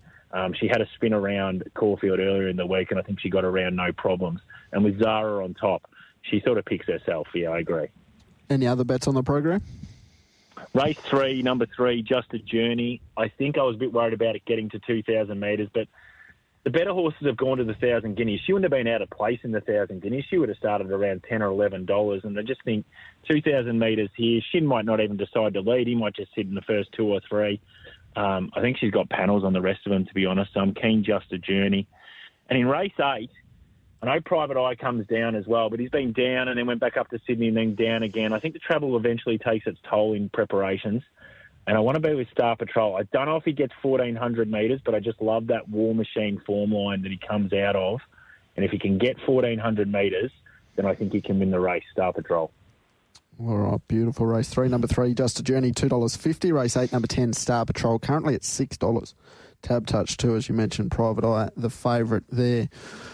All right, Jules, thank you very much. And hopefully the Caulfield Cup isn't a stressful watch. Thanks, boys. I won't be sleeping from now till then, but let's see what happens. Good on you, mate. Thanks very much, Jules. See you, boy. There we go. There's Jules Vallance from Foxcatcher and the beaten favourite Nick Ashman previously. So plenty of tips there to work forward over the next couple of days as we dive into the form. Plenty to choose from for the tipping races, Diggers. Yeah, a lot. The Caulfield Cup will be in there, no doubt. Half yours, $2.90. Does he start shorter than that?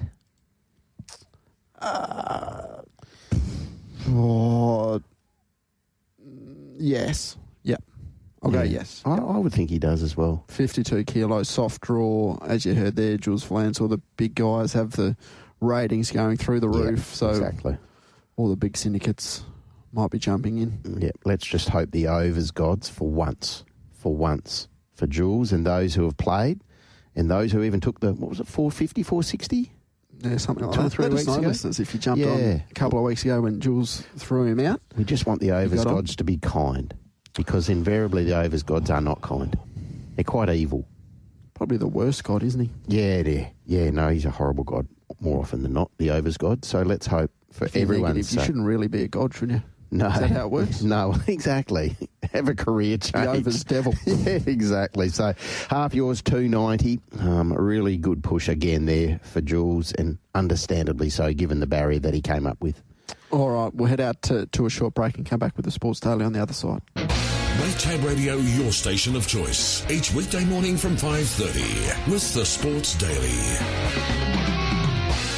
All right, welcome back to the Sports Daily. Not too far, and we'll duck you out to the news bulletin at 8 o'clock. We'll also chat with Brad Hardy on the other side. We might go through some of the teams and what they've done and get your thoughts along with Brad's as well. Yep. Here you go, caught off guard here. Who's this? No name on this text message, but forget Jules. I've got May down at 51s. Oi, really? $51? Yeah, I'll scroll back. Who's this? That's a good go, that. What price now in the Caulfield Cup, mate? Gavin. Well done, Gavin. So Maidan at the moment, $8.50, and on the second line of betting, barrier 5, 56 kilos. So we had a chat to Terry Henderson. He gave a good description of Maidan. He said he's a quirky horse. Yes. But he said there is a motor there, so respecting that. Of him. Yeah, well done. Good punting. Good punting. Let's hope the overs gods are kind for you as well, Gavin. Can we celebrate a dead heat? Well, we can. I'm not sure Jules would, but I'm not sure whether Gavin would either. he might be like, I want it all. Yeah, well, so you should. If you're absolutely, yeah, well done. Absolutely. All right, so before I got distracted, chat to Brad Hardy. We'll go through each of the teams and see if they got better, if they went backwards, stayed the same. Yep. What you and Brad thought of their trade periods, free agency periods. Neil's text in. Essendon. I don't understand Essendon's approach to merit. We made the same mistake with Danaher. Had a good player exchange offer from Sydney, but let it slide and he walked for next to nothing. The following year, that seems more about protecting Scott's band, so we don't cop floggings. And Welsh's ego. Isn't obvious merit will not be in our next push to a flag, whereas 4 first-round picks may. There's a part of me which feels a little bit for Zach Merritt, and I know some will say, well, hold on, you're saying that the players have got too much power, and that is right. But what happens at the end of next year? Zach Merritt's another 12 months on. All of a sudden, Zach Butters becomes available. Do Hawthorn shift their gaze to say a Zach Butters because he's going to be able to offer more for longer than a Zach Merritt, who might then just be forced to come to terms with the fact that he might be at Essendon for the rest of his life. Now, that's not the worst thing. He's well paid. He's captain, or has been, and he's a multiple best and fairest. But this might have been the opportunity for him to leave. It's been denied. He might be old wither on the vine now. More trade talk on the other side. Good morning to you, Bradley.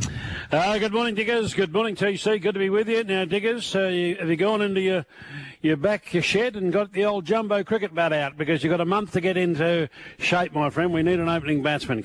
You think the old jumbo can weave a bit of its magic back from the day? Oh, the twin scoop, the old Grey Nichols twin scoop. Look, I think it's pretty obvious, Brad. I'm sorry. I think it's pretty obvious he needs to open alongside Khawaja, and that's his Queensland teammate. It can't be Constance. Yeah.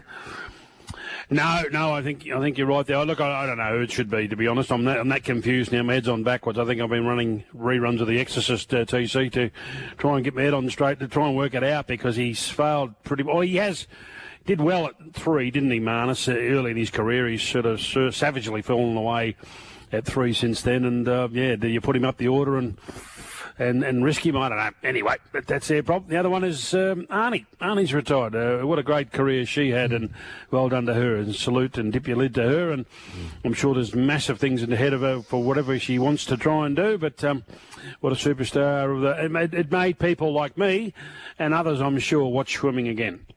Yep, absolutely. We touched on that a little bit earlier on in the show, Brad. Just the mental fortitude you'd have to be at that level of swimming for that long. It'd just be just a mental struggle, I'd imagine, just going up and down the pool every morning. Well, it's a lot better these days, isn't it? You know, I think we all grew up with kids who were good swimmers, diggers, and they used to get down to Kevin Duff's or whatever it might have been, the heated pool, that one down there, TC, and watch that black line for a couple of hours every morning, go to school, then go back again in the afternoon and do it all again. You think, blimey, it must be, it's a tough gig, but now they're well remunerated, looked after. It's a professional sport now, pretty much, and again, I get it, and most of these kids come into it very young, don't they, diggers, 13, 14, 15, and if they get through to 25, well, it seems like young to everyone else, but when you've been in the caper for 10 to 12 years, I reckon, TC, you're right, probably takes its toll. Yep, absolutely. All right, AFL trade period. Thank God it's over, Brad, but we'll dissect. We might go through team by team what they added and what they lost, and then I'll get your thoughts along with Digby's thoughts about if they've improved, if they've got worse, or if they've stayed pretty similar. We'll kick it off with Sydney, who landed the big fish, Charlie Curnow. They also added Malcolm Roses, who might add them a little bit of depth in that small forward position, but they lost Haywood, Florent and Buller. They gave up their first 3-rounders for the next 3 years. Did you like what Sydney did? Yeah, I think they had to, and this is and what I did like about them, clearly, diggers, they had wooed, seduced, romanced Charlie Curnow, and they got it done, and they knew they had to give up a bit to get it done. But good on them. Well done to Coxie and the Sydney Swans team, because that's what you need to do when you go all chips in. You've got to make sure it works. So, big tick for me, and I think we all agree. If Charlie can return to somewhere near his best, get back into that goal-kicking mode, they're probably, one of those teams that we think is going to go into the 8 next year. Concur. I think they're big improvers next year off the back of getting Charlie Curnow. They lose Haywood, they lose Florent, they get Roses Jr., who can nip around at the feet of the talls. But the Curnow acquisition's immense for them, and their demographic of that list. All right, St Kilda, they added Jack Silvani, Tom de Koning, Sam Flanders and Liam Ryan. They kept Rowan Marshall. They got Jack Steele off their books. He headed to Melbourne. Bradley, what do we think about what the Saints have been able to do the last 2 weeks? Look, they'll be happy with what they did. As we saw the salary dump with the captain, going to Melbourne for what was it, a future 2027 pick. Seriously, they won't even be valid at that stage once Tasmania come in. So they'll be happy about that. I think they'll be pleased with their lot. But again, I just reiterate, I'm happy to bet against them. I don't think it's going to change that much. Yeah, for me, I'm on the other side of the court. I think they're massive winners. You get de Koning, you get Flanders, you get Ryan, you get Silvani. So you strengthen up areas of the ground that need to. And you keep Rowan Marshall. Now, I would have thought that they could have traded him out. I'm not exactly sure where he fits in the scheme of things in 2026, but St Kilda play finals next year for mine. He'll have to play forward, won't he? Well, that's the thing, though. That's the thing, Brad. Like, if Max King's back, where does Rowan Marshall slide in round one? Because de Koning's not he's not positioning. A spot in the forward pocket. He's your number one ruck. No.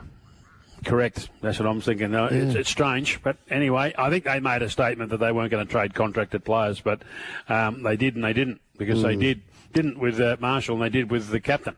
Yeah. So anyway, but for mine, they're a big tick. Yep. All right, I think both gentlemen, you'll be big ticks on what the Gold Coast Suns were able to do. They added Christian Petrarca and Jamara Ugle-Hagan. They've got picks 15, 18 and 24. They kept Bailey Humphries. That midfield's going to be very dynamic now, Brad. Yeah, it is, and they're big winners because 6 and 7 or 7 and 8 wasn't any use to them because they're really on their academy players, and now they can do that easily.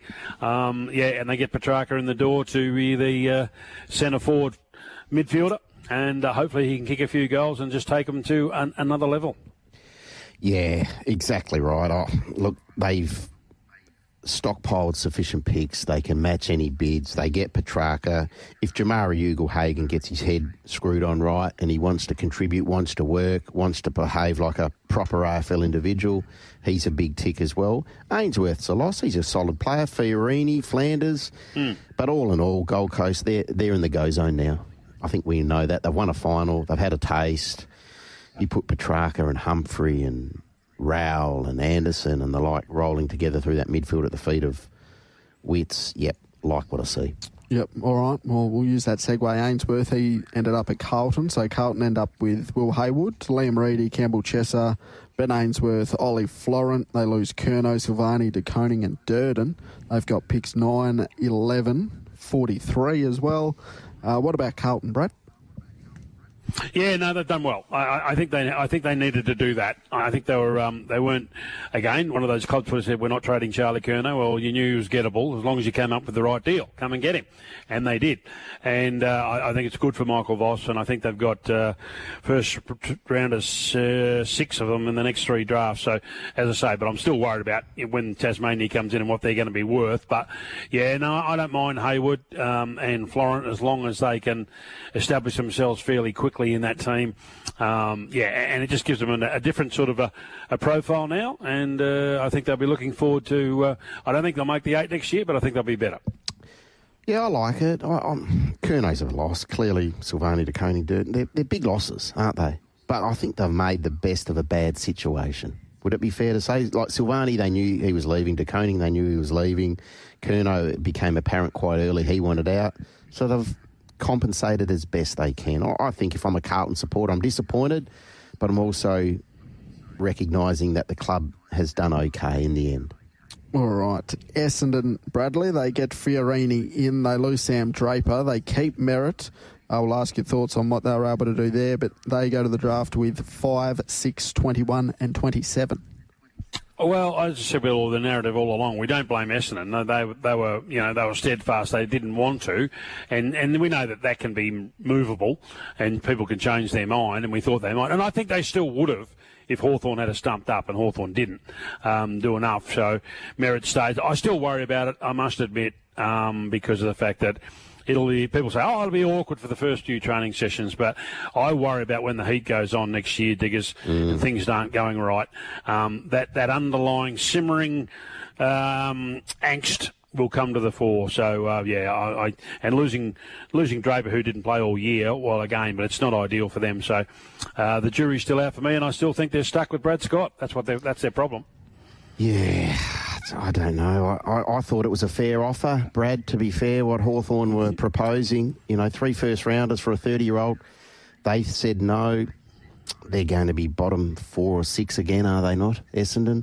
Yeah. So, well, no disrespect, but anybody than Huswaite, that might have been it might have knocked it over. You know what I mean? Yeah. I mean, the young bloke's not setting the world on fire. He's capable, but he's a VFL player. Yeah. Let's face it. So that's not going to get it done. They needed to come up with something a bit more than that. All right, the GWS Giants, they weren't overly active, but they added Clayton Oliver. Does that make them better? Yeah, I think it makes them better. They've probably got it half right. I mean, if you know what I mean. I mean, they needed another inside mid. They only have to pay half the wage. It's still a long-term contract. And you just hope, as Digger said, outlined about Jamara, you just hope that he gets himself back into football mode. That's all. And maybe a change of space, a change of scenery might help him. And look, what else have you got in Sydney, really, other than footy? I mean, and I don't say that disrespectfully. I'm just saying that's your job. That is your job now. You've got to go there and apply yourself to the full extent. And if he does that, he could turn out to be a worthwhile player for him. Yeah, I think they're better. They're better with him. He helps their clearance game. Would that be fair? Yes. And that's a part of their game that needs addressing. So they've addressed a deficiency. Might have been a couple of sides that have gone past them, though. Yeah, possibly. I'd be putting a rider on him. I'd be saying 1 kick, 3 handballs, please. He wouldn't be the only one. He might turn into a handball league. Imagine if that was the case, Liam Duggan wouldn't have a kick in his clause in his contract. Come on, Dickens. Yeah, well, I'm not saying for everybody, but there are some players who are better off handballing than kicking. All right. And he's one. Locally, Brad, Fremantle will start with them. Judd McVie comes in. They lose Brodie and Reedy, who didn't play too much footy whatsoever over the last couple of years. Yeah. And they go to the draft with pick 20 and 47. Well, that was their motto, stick and pick. Pick and stick, and they decided to do that. And McVeigh coming back in is going to help them. I think it gives them a little bit more flexibility through their back six and maybe even through their midfield at times. So I think they'll be again not really a player, but in the thing. But McVeigh was a tick. Yep, I think they're better. He plays. He's in their best 12 to 15 players straight away. Gives them a bit of pop off halfback if they want that. Ultimately, could he transition into the midfield potentially? He just gives them a bit of depth, doesn't he? Yep. Yeah. So no, they'd be happy, and they've kept pick 20. So they're all right. All right, West Coast Eagles, Brad. Starcevich comes in, Tyler Young comes in. They lose Oscar Allen, Liam Ryan and Campbell Chesser, and they go to the draft with 1, 2, 13, 34 and 41. Yeah, well, they had to do that. They had to go in and get that glue that we spoke about, and Starcevich is one of those. There's no doubt about that. He's a fine player, and provides that he can hold up and doesn't get any more head knocks. That'll be really, really good for him. Tyler Young, I mean, they're making him out to be, he's not David Dench, but he's going to help. I think that just gives them a little bit more structure behind the footy, I would have thought. And, I don't have any problem. I think they were better off without Liam Ryan, as you know, and Oscar Allen was always destined to go. And Campbell Chesser, was a 50-50 for me. He's had injury when he first came, but he needed a change of scenery. But at least they've got those picks to go to the draft now and start worrying about the next couple of years in regards to even more younger talent coming in to be guided properly. A football club is a sum of all parts, that we know. So now it's over to the recruiters. Nail your picks. Yep. The list management team has done what it's done. Andrew McQualter and his coaches are trying to regenerate this list. They're implementing a game plan year 2. Hopefully they're better. It's now up to the recruiters to do their job. All right, Brisbane, Brad, they get Oscar Allen and Sam Draper. They lose Starcevich, the man we just spoke about. They still have pick number 17 along with 23 and 44 inside the top 50. And what did you think of what they did around Calamachi? Yeah, I look, I know but again, that's Adelaide's fault. Adelaide were the one who courted him and then wanted to give up a bucket of, you know what. But they'll get him, Brad, won't they? They'll get him in the pre-season.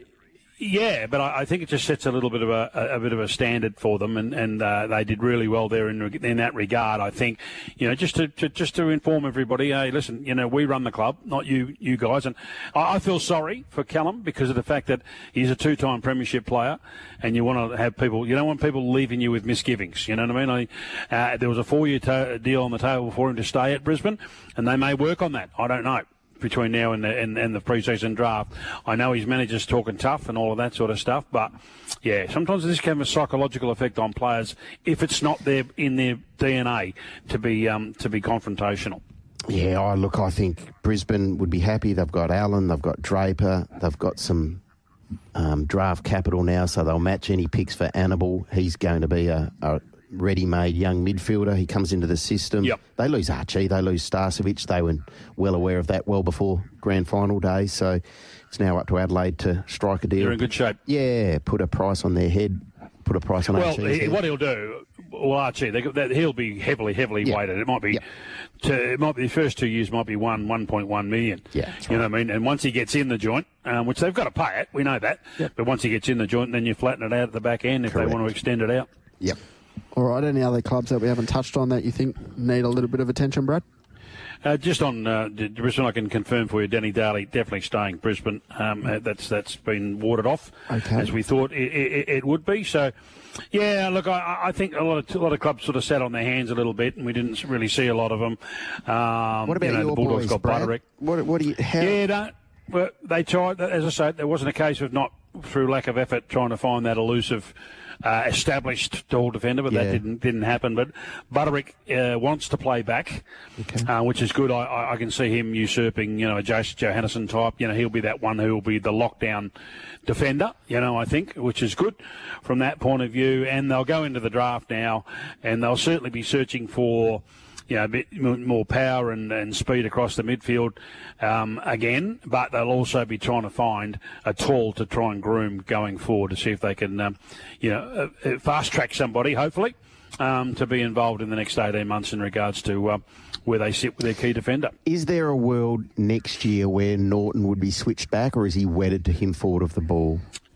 No, I think he's wedded to him forward of the ball. I think it worked out. It's not broken now. I mean, what did he kick? What did he end up kicking? He kicked quite a few. Yeah, he did. Yep. And him and Darcy, that were, as I said, all along, the only reason he didn't go back before, we said time and time again, was because they were waiting for Ugle-Hagan and Darcy to come through. We know Ugle-Hagan's no longer there, and Darcy's going like a bomb. So it's beauty. So one right, one wrong. So, that's why. And so I dare say he'll be staying up the front, but they'll be manufacturing other things to try and mitigate the amount of ball that goes into the forward 50. I think Diggers as much as anything else. Yep, absolutely. I think that's part of the problem as well. Brad, anything else we need to touch on before we let you go? No, I think we're all fatigued by it all, boys. To be brutally honest, and as I say, it's everybody will think they come out the winners, and rightfully so, or wrongly so, and all that sort of stuff. So, we can just sit back and wait for the big draft night now, which won't be too far away. And I'm sure all of those people have just put down their guns yesterday. But again, I do want to clip Hawthorn. I think they've put, if you go and seduce and try and woo somebody in and promise them the world and deliver an atlas, in the end, it's very underwhelming for me. And they say, oh, we'll look at him at 2026. Well, I think that horse is bolted. I think that's going to make people's minds change, boys. I've been there, done that, and you can it, like an Archie and a Merritt and a few that didn't get to where they wanted to go, or maybe a Rowan Marshall.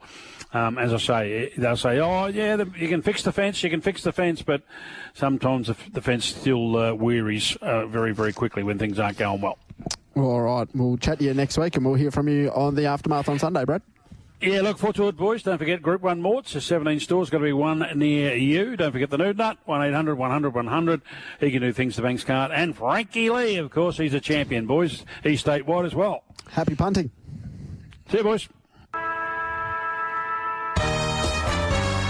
Brad Hardy is proudly presented by Retrovision, Loans 123, and Ross's Auctioneers and Valuers. Retrovision, lowest price guaranteed. RAC members save 5%. Loans 123 for all your loan needs. Call Steve Sell on 1-800-100-100. Ross's Auctioneers and Valuers, the leading auctioneering firm in WA. Maytag Radio, your station of choice. Each weekday morning from 5:30 with the Sports Daily. Welcome back to the Sports Daily. In the final furlong of the show up until 9 o'clock, we'll be joined very shortly by Brad McManus to go through all the markets for Ascot on Saturday. Yes. Diggers and I have given our thoughts on the features. So what was your final thoughts if people did not listen in between 7:15 and 7:30 on those two features at Ascot on Saturday, TC? Took a little bit of a deep dive into the Crawford and the Eurythmic form-wise, and of the two races, Super Smink's the one for me. Super Smink's the one for you. I'm with Watch Me Rock at this stage in the Eurythmic from a low draw, shades on Pike for Grant and Alana. Both very, very good races as we build up towards the pinnacles. Purple Dogger, Brad still can't bring himself around to giving the Saints a pat on the back. They were huge winners in the trade period, will spike considerably. I agree, Purple Dogger. I agree 100%. Really pleased the club stood up to a few contracted players that wanted out. Players and player managers have been trying to screw the clubs over for too long now. Hopefully they'll think twice now when signing a long-term deal and stop trying to have their cake and eat it. I think a lot of people have that sentiment. And you're of that view as well with Essendon? Yes. Yep. Yeah, no, I can understand it. I can understand that point of view. The Blues, Flemmo. Yep. G'day, men. Flemmo here, and I'm up and about the Blues' efforts at the draft. Throw in Harry Dean and Cody Walker, and the future is going north. And Jagger Smith. Yep. Also a number of first-round picks. Fantastic. So Cody Walker, not this draft, next draft? Yes, correct. Son of Andrew. Yep. Who was a high flyer and a very competent player himself. Raps are high at this stage. Yep. Yeah, look, maybe the regeneration of Carlton is starting. You know, you lose Tom de Koning, who's been in the system a few years. Clearly, he's a 100-gamer. Jack Silvani's been in the system. Charlie, you haven't achieved the ultimate with Charlie when he's had some good seasons. So maybe there's time for a change, and that's what Carlton have looked at now. So you get in Hayward, you get in Reedy, Chesser, Ainsworth, Florent, you get Dean, you get back Jagger Smith, you get Cody Walker, you go to the draft, picks 9, 11.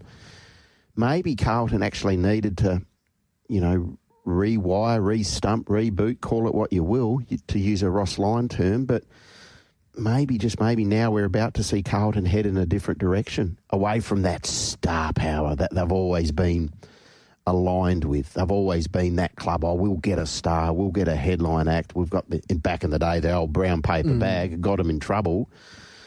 This might be a different Carlton. Well, hopefully they get a couple of stars. They've got picks 9 and 11. Exactly. Go and get the best young talent that is available at those selections. So the Blues, a lot of those players aren't going to change the fortunes of your club, but a player like Campbell Chesser, if he's able to get right, he's probably going to be there in your next push.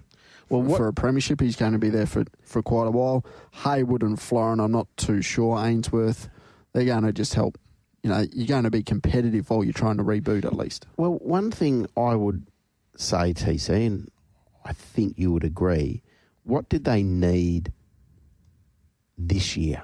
They needed a bit of leg speed and a bit of polish through their midfield. Now, is Campbell Chesser polished? I think he's getting better. We haven't seen a lot of him, but he does have some wheels. Yep. And Ollie Florent, he's a good, solid midfielder. Yep. At AFL level. He's not a horrible kick. He's a better kick than some. He's not quick, but he's not slow. No. And Jagger Smith, again, we keep referring to the Jagger. This is the kid that they traded up to get.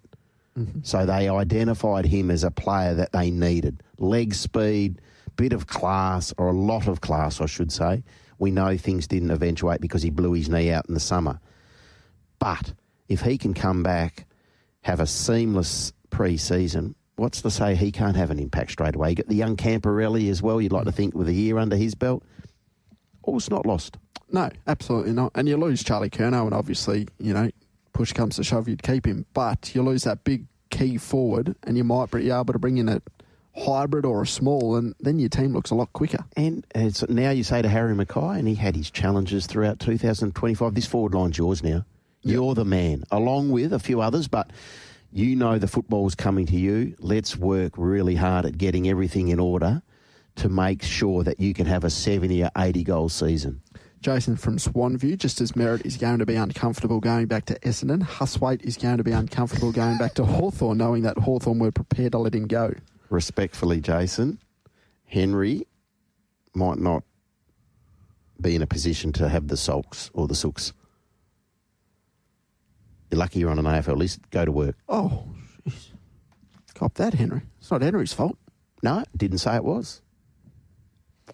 Jimmy, good morning, lads. It still left me wondering why Rowan Marshall was not contacted by the West Coast Eagles in any way. With the Eagles crying out for a decent ruckman, surely they had to have a play. Thoughts? Yeah, it's a good question. Look, but St Kilda, they didn't turn their head at pick number 19. So what are they? The Eagles ain't going to want to give up 1, 2 or 13 for Rowan Marshall. No, I found that one an odd one. When Steele was told to look around, he didn't want to, but ultimately he lands up at Melbourne. You've got De Koning, and Marshall wanted to get to Geelong. I thought maybe St Kilda would have traded him out, but they've elected not to. So, look, is he in their best 23? Yes. Mm-hmm. What is that role going to look like next year? I don't think anyone knows. Maybe Ross does. I'm not sure. From outside looking in, I don't think you can say with a great deal of certainty what it looks like for Rowan. Yep. All right, we spoke about this a little bit earlier on, and Lisa wanted us to ask Brad about Calamar Chi to the Eagles, but you've already spoken about that.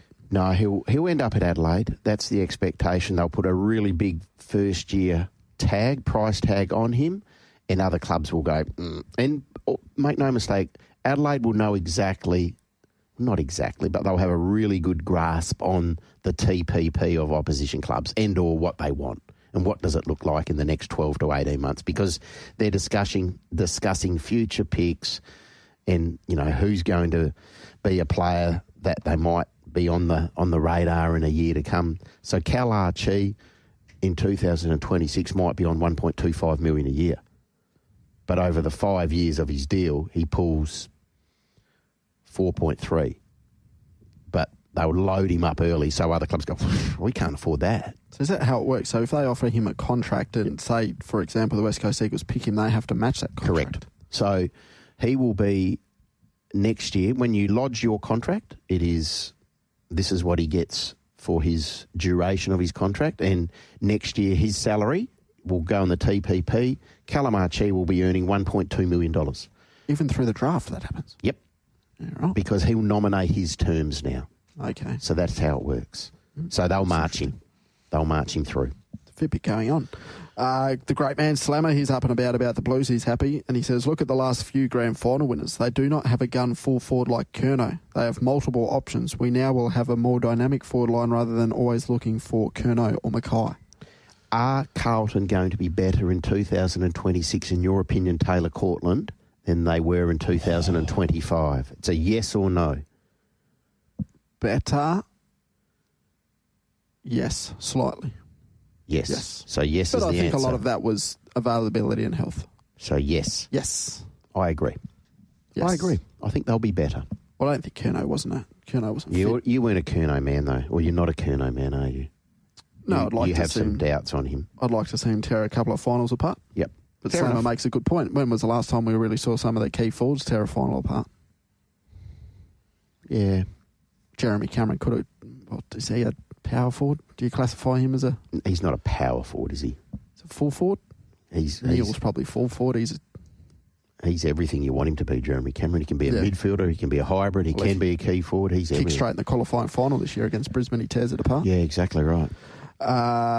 Richard, Richmond need a ruckman. Toby is not getting any younger. Why didn't Richmond make a play for Marshall? Well, Toby named Curvis, is he not co-captain or one of their captains or a leader of that football club? He's been a warrior. I think he deserves to go out, not so much go out on his own terms, but he deserves to lead that following division again in 2026, I would think, Toby. Speak about Darcy Cameron getting around like he's like a flog beagle most games. And Curvis is similar. Well, the one thing with Toby, he's not getting any slower. He's one of those old school ruckmen, isn't he? Big, bullocking, big man. Makes everyone around him slower because he puts them on their backs. Oh, he's a big boy. Anyway, all right, few text messages there. So, we sit here and talk about the trade period and how it gets a bit long and the coverage does our head in, but everyone's still talking about it. Let's give some live score updates if we can, TC. The Sheffield Shield early on day 2. Western Australia in response to Tasmania's 171 down there in Hobart. 6 for 163, so they trail by 8 runs. South Australia and Queensland. South Australia made 228 yesterday. Queensland in reply, no wicket for 29. Victoria up against New South Wales. The Vics made 240. New South Wales in response, 3 for 73. We know that Constas yesterday, a 4th ball duck, given out LBW to Scott Boland. I think he's perhaps a little bit unlucky. It looked like it was sliding, but he was dismissed before he had the opportunity to score. So that is 3 misses from 3 first-class innings in Australia this season. Listeners are taking you on at Northam with their best bets. 0427 789 571 is the number for the Retrovision text line. Your best bet today is? Race 4, number 6, Hell of a Moment, currently $4.80. Even race, the debutant, Wrexham, $3. Celebrity Angel, like Hell of a Moment, $4.80. Herald, CJP, Jason Miller. We spoke to Jace yesterday. Gave this horse a bit of a push, $4.20 on the second line. Did you say Western Australia was 6 down? 7 down. 7 down. 7 for 163. So Joel Curtis dismissed for 26. Leading run scorer at this stage for Western Australia. yesterday. Hilton Cartwright, 36. Joel Curtis out for 26. Aaron Hardy was dismissed today for 18. So Matt Kelly not out 7, joined at the crease now by Cameron Gannon. If you missed the tips earlier on the Sports Daily, today, or tonight I should say, at Mandurah, Shayne Williams here was with race 2, number 2, race 5, number 2, and race 7, number 1. His 3 specials. His best comes up in race 5, number 2. Multi, all them together. At the time he tipped it, it was $6.80. Nick Ashman took a look at Randwick, tempted at $17 in the Everest. Was tempted each way.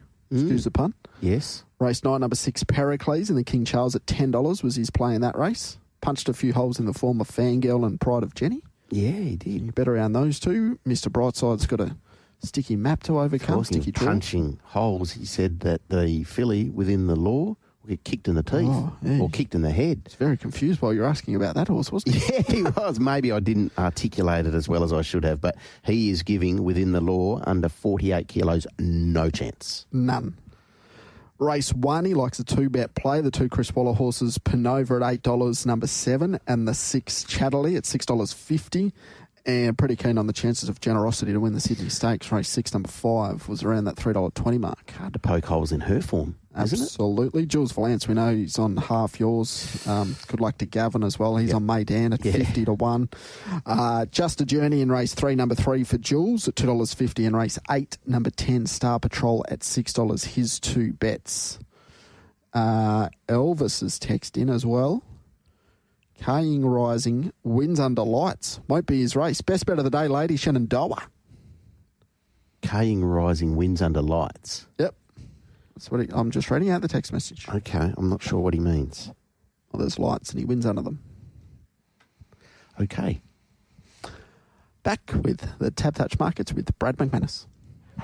Make Tab Radio your station of choice. Each weekday morning from 5:30 with the Sports Daily. All right, welcome back to the Sports Daily. Brad McManus not too far away. We'll talk through the markets for Ascot on Saturday. Richo has texted in just on the Wildcats. Fairly disappointing performance by the Cats last night. Any idea why 2 out of our 3 imports are barely getting on the court? Are they just not up to scratch, or are we recruited poorly? Mason Jones, I thought showed some signs last night. The concern for mine is Christian Doolittle. He's a ripper, like a seriously good NBL player, but he hasn't started in the manner that you would have expected, and I think what the Wildcats would have hoped. I don't think that's been too harsh. No. So they're 3 imports. Maybe Richo means recruits, but the 3 imports, Windler, Doolittle, and Jones, they're the 3 imports. Yeah. So maybe he named a couple of names, Noah and Hefner there, but maybe he means recruits. Sorry, T. So Windler was quiet last night, but he's been okay. Him and JLA have been their 2 best. Oh, clearly, yeah. JLA's probably been the most consistent over the season thus far. Correct. Yeah, correct. If you're leading a best and fairest anywhere other than Collingwood, he's probably in front. What was that? Best and fairest anywhere other than Collingwood, because that seems to be a little bit skewy. Come on, mate. Don't be like that. Won't be next year. No, it won't. Nick will play 3 games and win. Yes, by 8 votes. Brad McManus, how are you? Hello, Jan. How are you, Bradley? Wonderful. How about your fine self? Yes, we're going okay in here. Thank you very much. 2 really good races at Ascot on the weekend, headlined by the Group 3 Eurythmic and also the listed Crawford. We'll start with the feature, the main one. That is the Group 3. What's the market telling us? Well, tantalising stuff. And the market at this stage is leaning towards Watch Me Rock. It's the one the pros have circled early. It's been a little bit of a trim up there. $3.90 to $3.20. Is it a chance of starting favourite over Magnificent Andy? Time will tell, because surely that money is coming eventually. Comfort Me. We know that he is very competent in a race like this. We saw what he did 12 months ago. He's currently $8. What price did you open him? $5.50, because Diggs will occasionally like a little rough speed map and somewhat advantageous to the horse. Mm-hmm. I'd agree. He's going to find the top and he'll be in front a long way here. We saw that last year. All right. Speaking of occasional things we enjoy, the Swan Draft. RS Crawford Stakes listed level. Race number 8 on the program, Super Smink, $3.60 favourite, but those two at the top of the market have been a little bit easy. It looks like this morning Twain's Angels attracted a little bit of betting. Yes, this is more a markets merging type thing here. Okay. So Twain's Angel and London's Image have been the trim-up horses. I suppose the opinion from our side was that Super Smink and Rope Them In might have a little bit of maybe a class edge on the rest of them, but the market nationally disagree at this stage. And there's a bit of money London's Image. Okay, London's Image, who could well lead this. I would be interested to see how it looks, but certainly has trialled up particularly well. So, Super Smink or Rope Them In, Brad? Honest opinion, who's a better 1,200-metre horse in your view? Ooh, if it was grand final day, I might change my opinion slightly, but at this stage, I'd probably go with Rope Them In. All right, on the second line of betting at the moment with Tab Touch. Back to the top of the day, West Speed Platinum Handicap, 1,400 metres, the favourite Gold Maker in a wide open affair. Any action? Yes, Gold Maker's been well supported by local pros early, as has Climb on Top, as has Rainline. So they're the three being circled in at race 1. Race 2, Brad, is the graduation 1,100 metres. We get to, so it's a no metro win race. We get to see Just St James back at the races off the back of a couple of trials. Yes, very mild betting affair early. This one, gentlemen, not much to report. Speaking about speed maps, good luck with race number 2, punters, if you haven't done that already. Race number 3, I thought I saw Split the G a little bit earlier as favourite, but now Moonwalk's in that position at 290. Yeah, correct. Well spotted. The market's just starting to merge now, and Moonwalk's just $3 into $2.90, but Split the G on a bit of an early drift on the bounce off a really nice run last week in. Well, you got to think that'll be a hot form race. Okay. Do you expect that they will continue to come, if they have already, for Pure Excess, who was scratched from a maiden at Northam today to run in race 4, this graduation 1,200-metre event? Yeah, this will be an intriguing late market because I think the data's all over Magnus Choice. But I think a few punters are pretty excited about Pure Excess and what it can offer on its return to the races. All right, looking forward to that. That's race number 4. Race 5, XL Train off that win there at Kalgoorlie is the favourite at $4. Yeah, this race will fair income do me as a price assessor. Good luck, punters. But they are keen on Profit and Power and Rocking Society, but I have absolutely no idea. All right, what about race 6, which is a 60-plus mile? Wembenyana on the spin, got a Pike special last week, Mac Hall's Yard flying, currently $2.75, and your Tab Touch favourite. On the bounce, great to see Mac notch up a Saturday winner. G's placing him well, doing a ripping job with him, isn't he? And at this stage, punters are keen for Wemby on the bounce to take care of business. There's been some good money already. All right, competitive 1,000-metre affair, race number 7, 66 plus. Black Aura, the favourite at $2.65. Yeah, good race this. And punters circling far and wide. One thing that is noteworthy early is that Black Aura is actually friendless, so who knows what price it may get to because it is starting to drift. The money's been for horses like Jazz Session, Lord Shiva, Sunlit Frisco, and even the Calabrese down the bottom there. Nice run. Okay, now I'm not sure if you're aware of it, Brad. There is a phenomenon here in WA. It is Pike in the last. He rides Eccentric Nature, who has come up with not only weight but a bad gate in race 10, this 66 1400. It's almost as trusted and true as Diggers on the dance floor, Pike in the last. You idiot. Eccentric Nature. Speaking of, good early money at the 330 Eccentric Nature into 280, so that's been a good go. Also some noteworthy cash. Pasaviro Princess in here for checks. Okay. All right, so the best bet of the 10 races? What have the big goes been early? Let's have a look here. Rocking Society's been a good go, the bigger price. And in the feature, Super Smink has been a good go. Jazz Session race 7 also very well supported. Did you have a good lie down Tuesday night after putting all of those markets out for the features? The noms dropped Monday for the Pinnacles? Oof, yeah, it was seeing rainbows and leprechauns and tigers and Dougal and all sorts of things have popped into vision by the end of that. But they're up and about, and the wagering activity's been great. Okay. And some really exciting let's hope a few of these Eastern Staters come over because we're looking forward to some pretty exciting fields if that does happen. Yeah, any big moves outside of He's a Phoenix? It's worth noting I think, is it Rockfest has been pretty well supported for the Guineas? Yep. Been some really good money there. So in the bigger races, Cosmic Crusader, I think punters are pretty happy to sort of see that $5 range early, and we're happy to get involved there as well. Looking forward to that. Now, you are in here straight up this afternoon? Yeah, we're still going. I think so. Yep, for the time being. For the moment. Yeah. We haven't been told otherwise yet. Beautiful. Mark Dougal. Yep. Not Riley. He's too busy. Rusty. He loves the TV screen. He loves the TV, Riley, doesn't he? He loves the screen. Yes. He can wear a lovely jacket too, yes. Lovely jacket. Yep. Yeah. Yep, no, we'll see him in here tomorrow. Goggles, well. Yep. Yes. Do you reckon he'll wear the Horace Grant numbers one day? He'll just come in. Horace Grant. Grant. Oh, the former Chicago Bull, Horace Grant. Or the Mason Coxes. Yeah.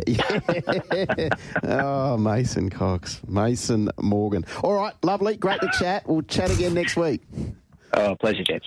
All right. I wouldn't say we're hitting the line extremely hard here on the Sports Daily, but we're almost getting there. We're just paddling late, Diggers. I'm happy that people are getting involved in those futures markets. Oh, I'm glad it makes you happy. Yeah, it's good. It's good because a lot of work goes into them. They're great noms, and there's going to be a great deal of interest surrounding those features as we get closer and closer. And I think you saw horses there yesterday that are going to play a part in some of those features. You'll see horses on Saturday that are clearly going to sway the market one way or another on Saturday night. Yep, absolutely. Looking forward to diving a little bit deeper into that Ascot form today, and hopefully we can have a discussion around that. We've, of course, got the Hour of Power. We'll try and find you winners all around the country for a massive Saturday. As we mentioned, 10 races at Ascot, Caulfield, Morfettville, Randwick, 9 races, Eagle Farm. Surely there's a winner or 3 among them. Oh, we'll speak to our tipsters tomorrow. 49 races between the metropolitan areas. I can say that Brad Parnham, Steve Wolfe and Reece Radford will be part of the local contingent on the Hour of Power after 7:30. I'm about to message Mac Hall. Hopefully he can join us as well. So that will be the locals covered. What about the tipping races? The tipping races at this stage will be the Everest. It will be the Caulfield Cup. I might put in the Sydney Stakes, and we'll have the 2 locals at Ascot as well. All right. Well, I'll see. I'm not sure about that 3rd meeting on the East Coast yet. 2 locals, Caulfield Cup, Everest are locks. All right. Do your form, listeners. We'll be back on the Sports Daily from 5:30. Have a good day, Diggers. You too, mate.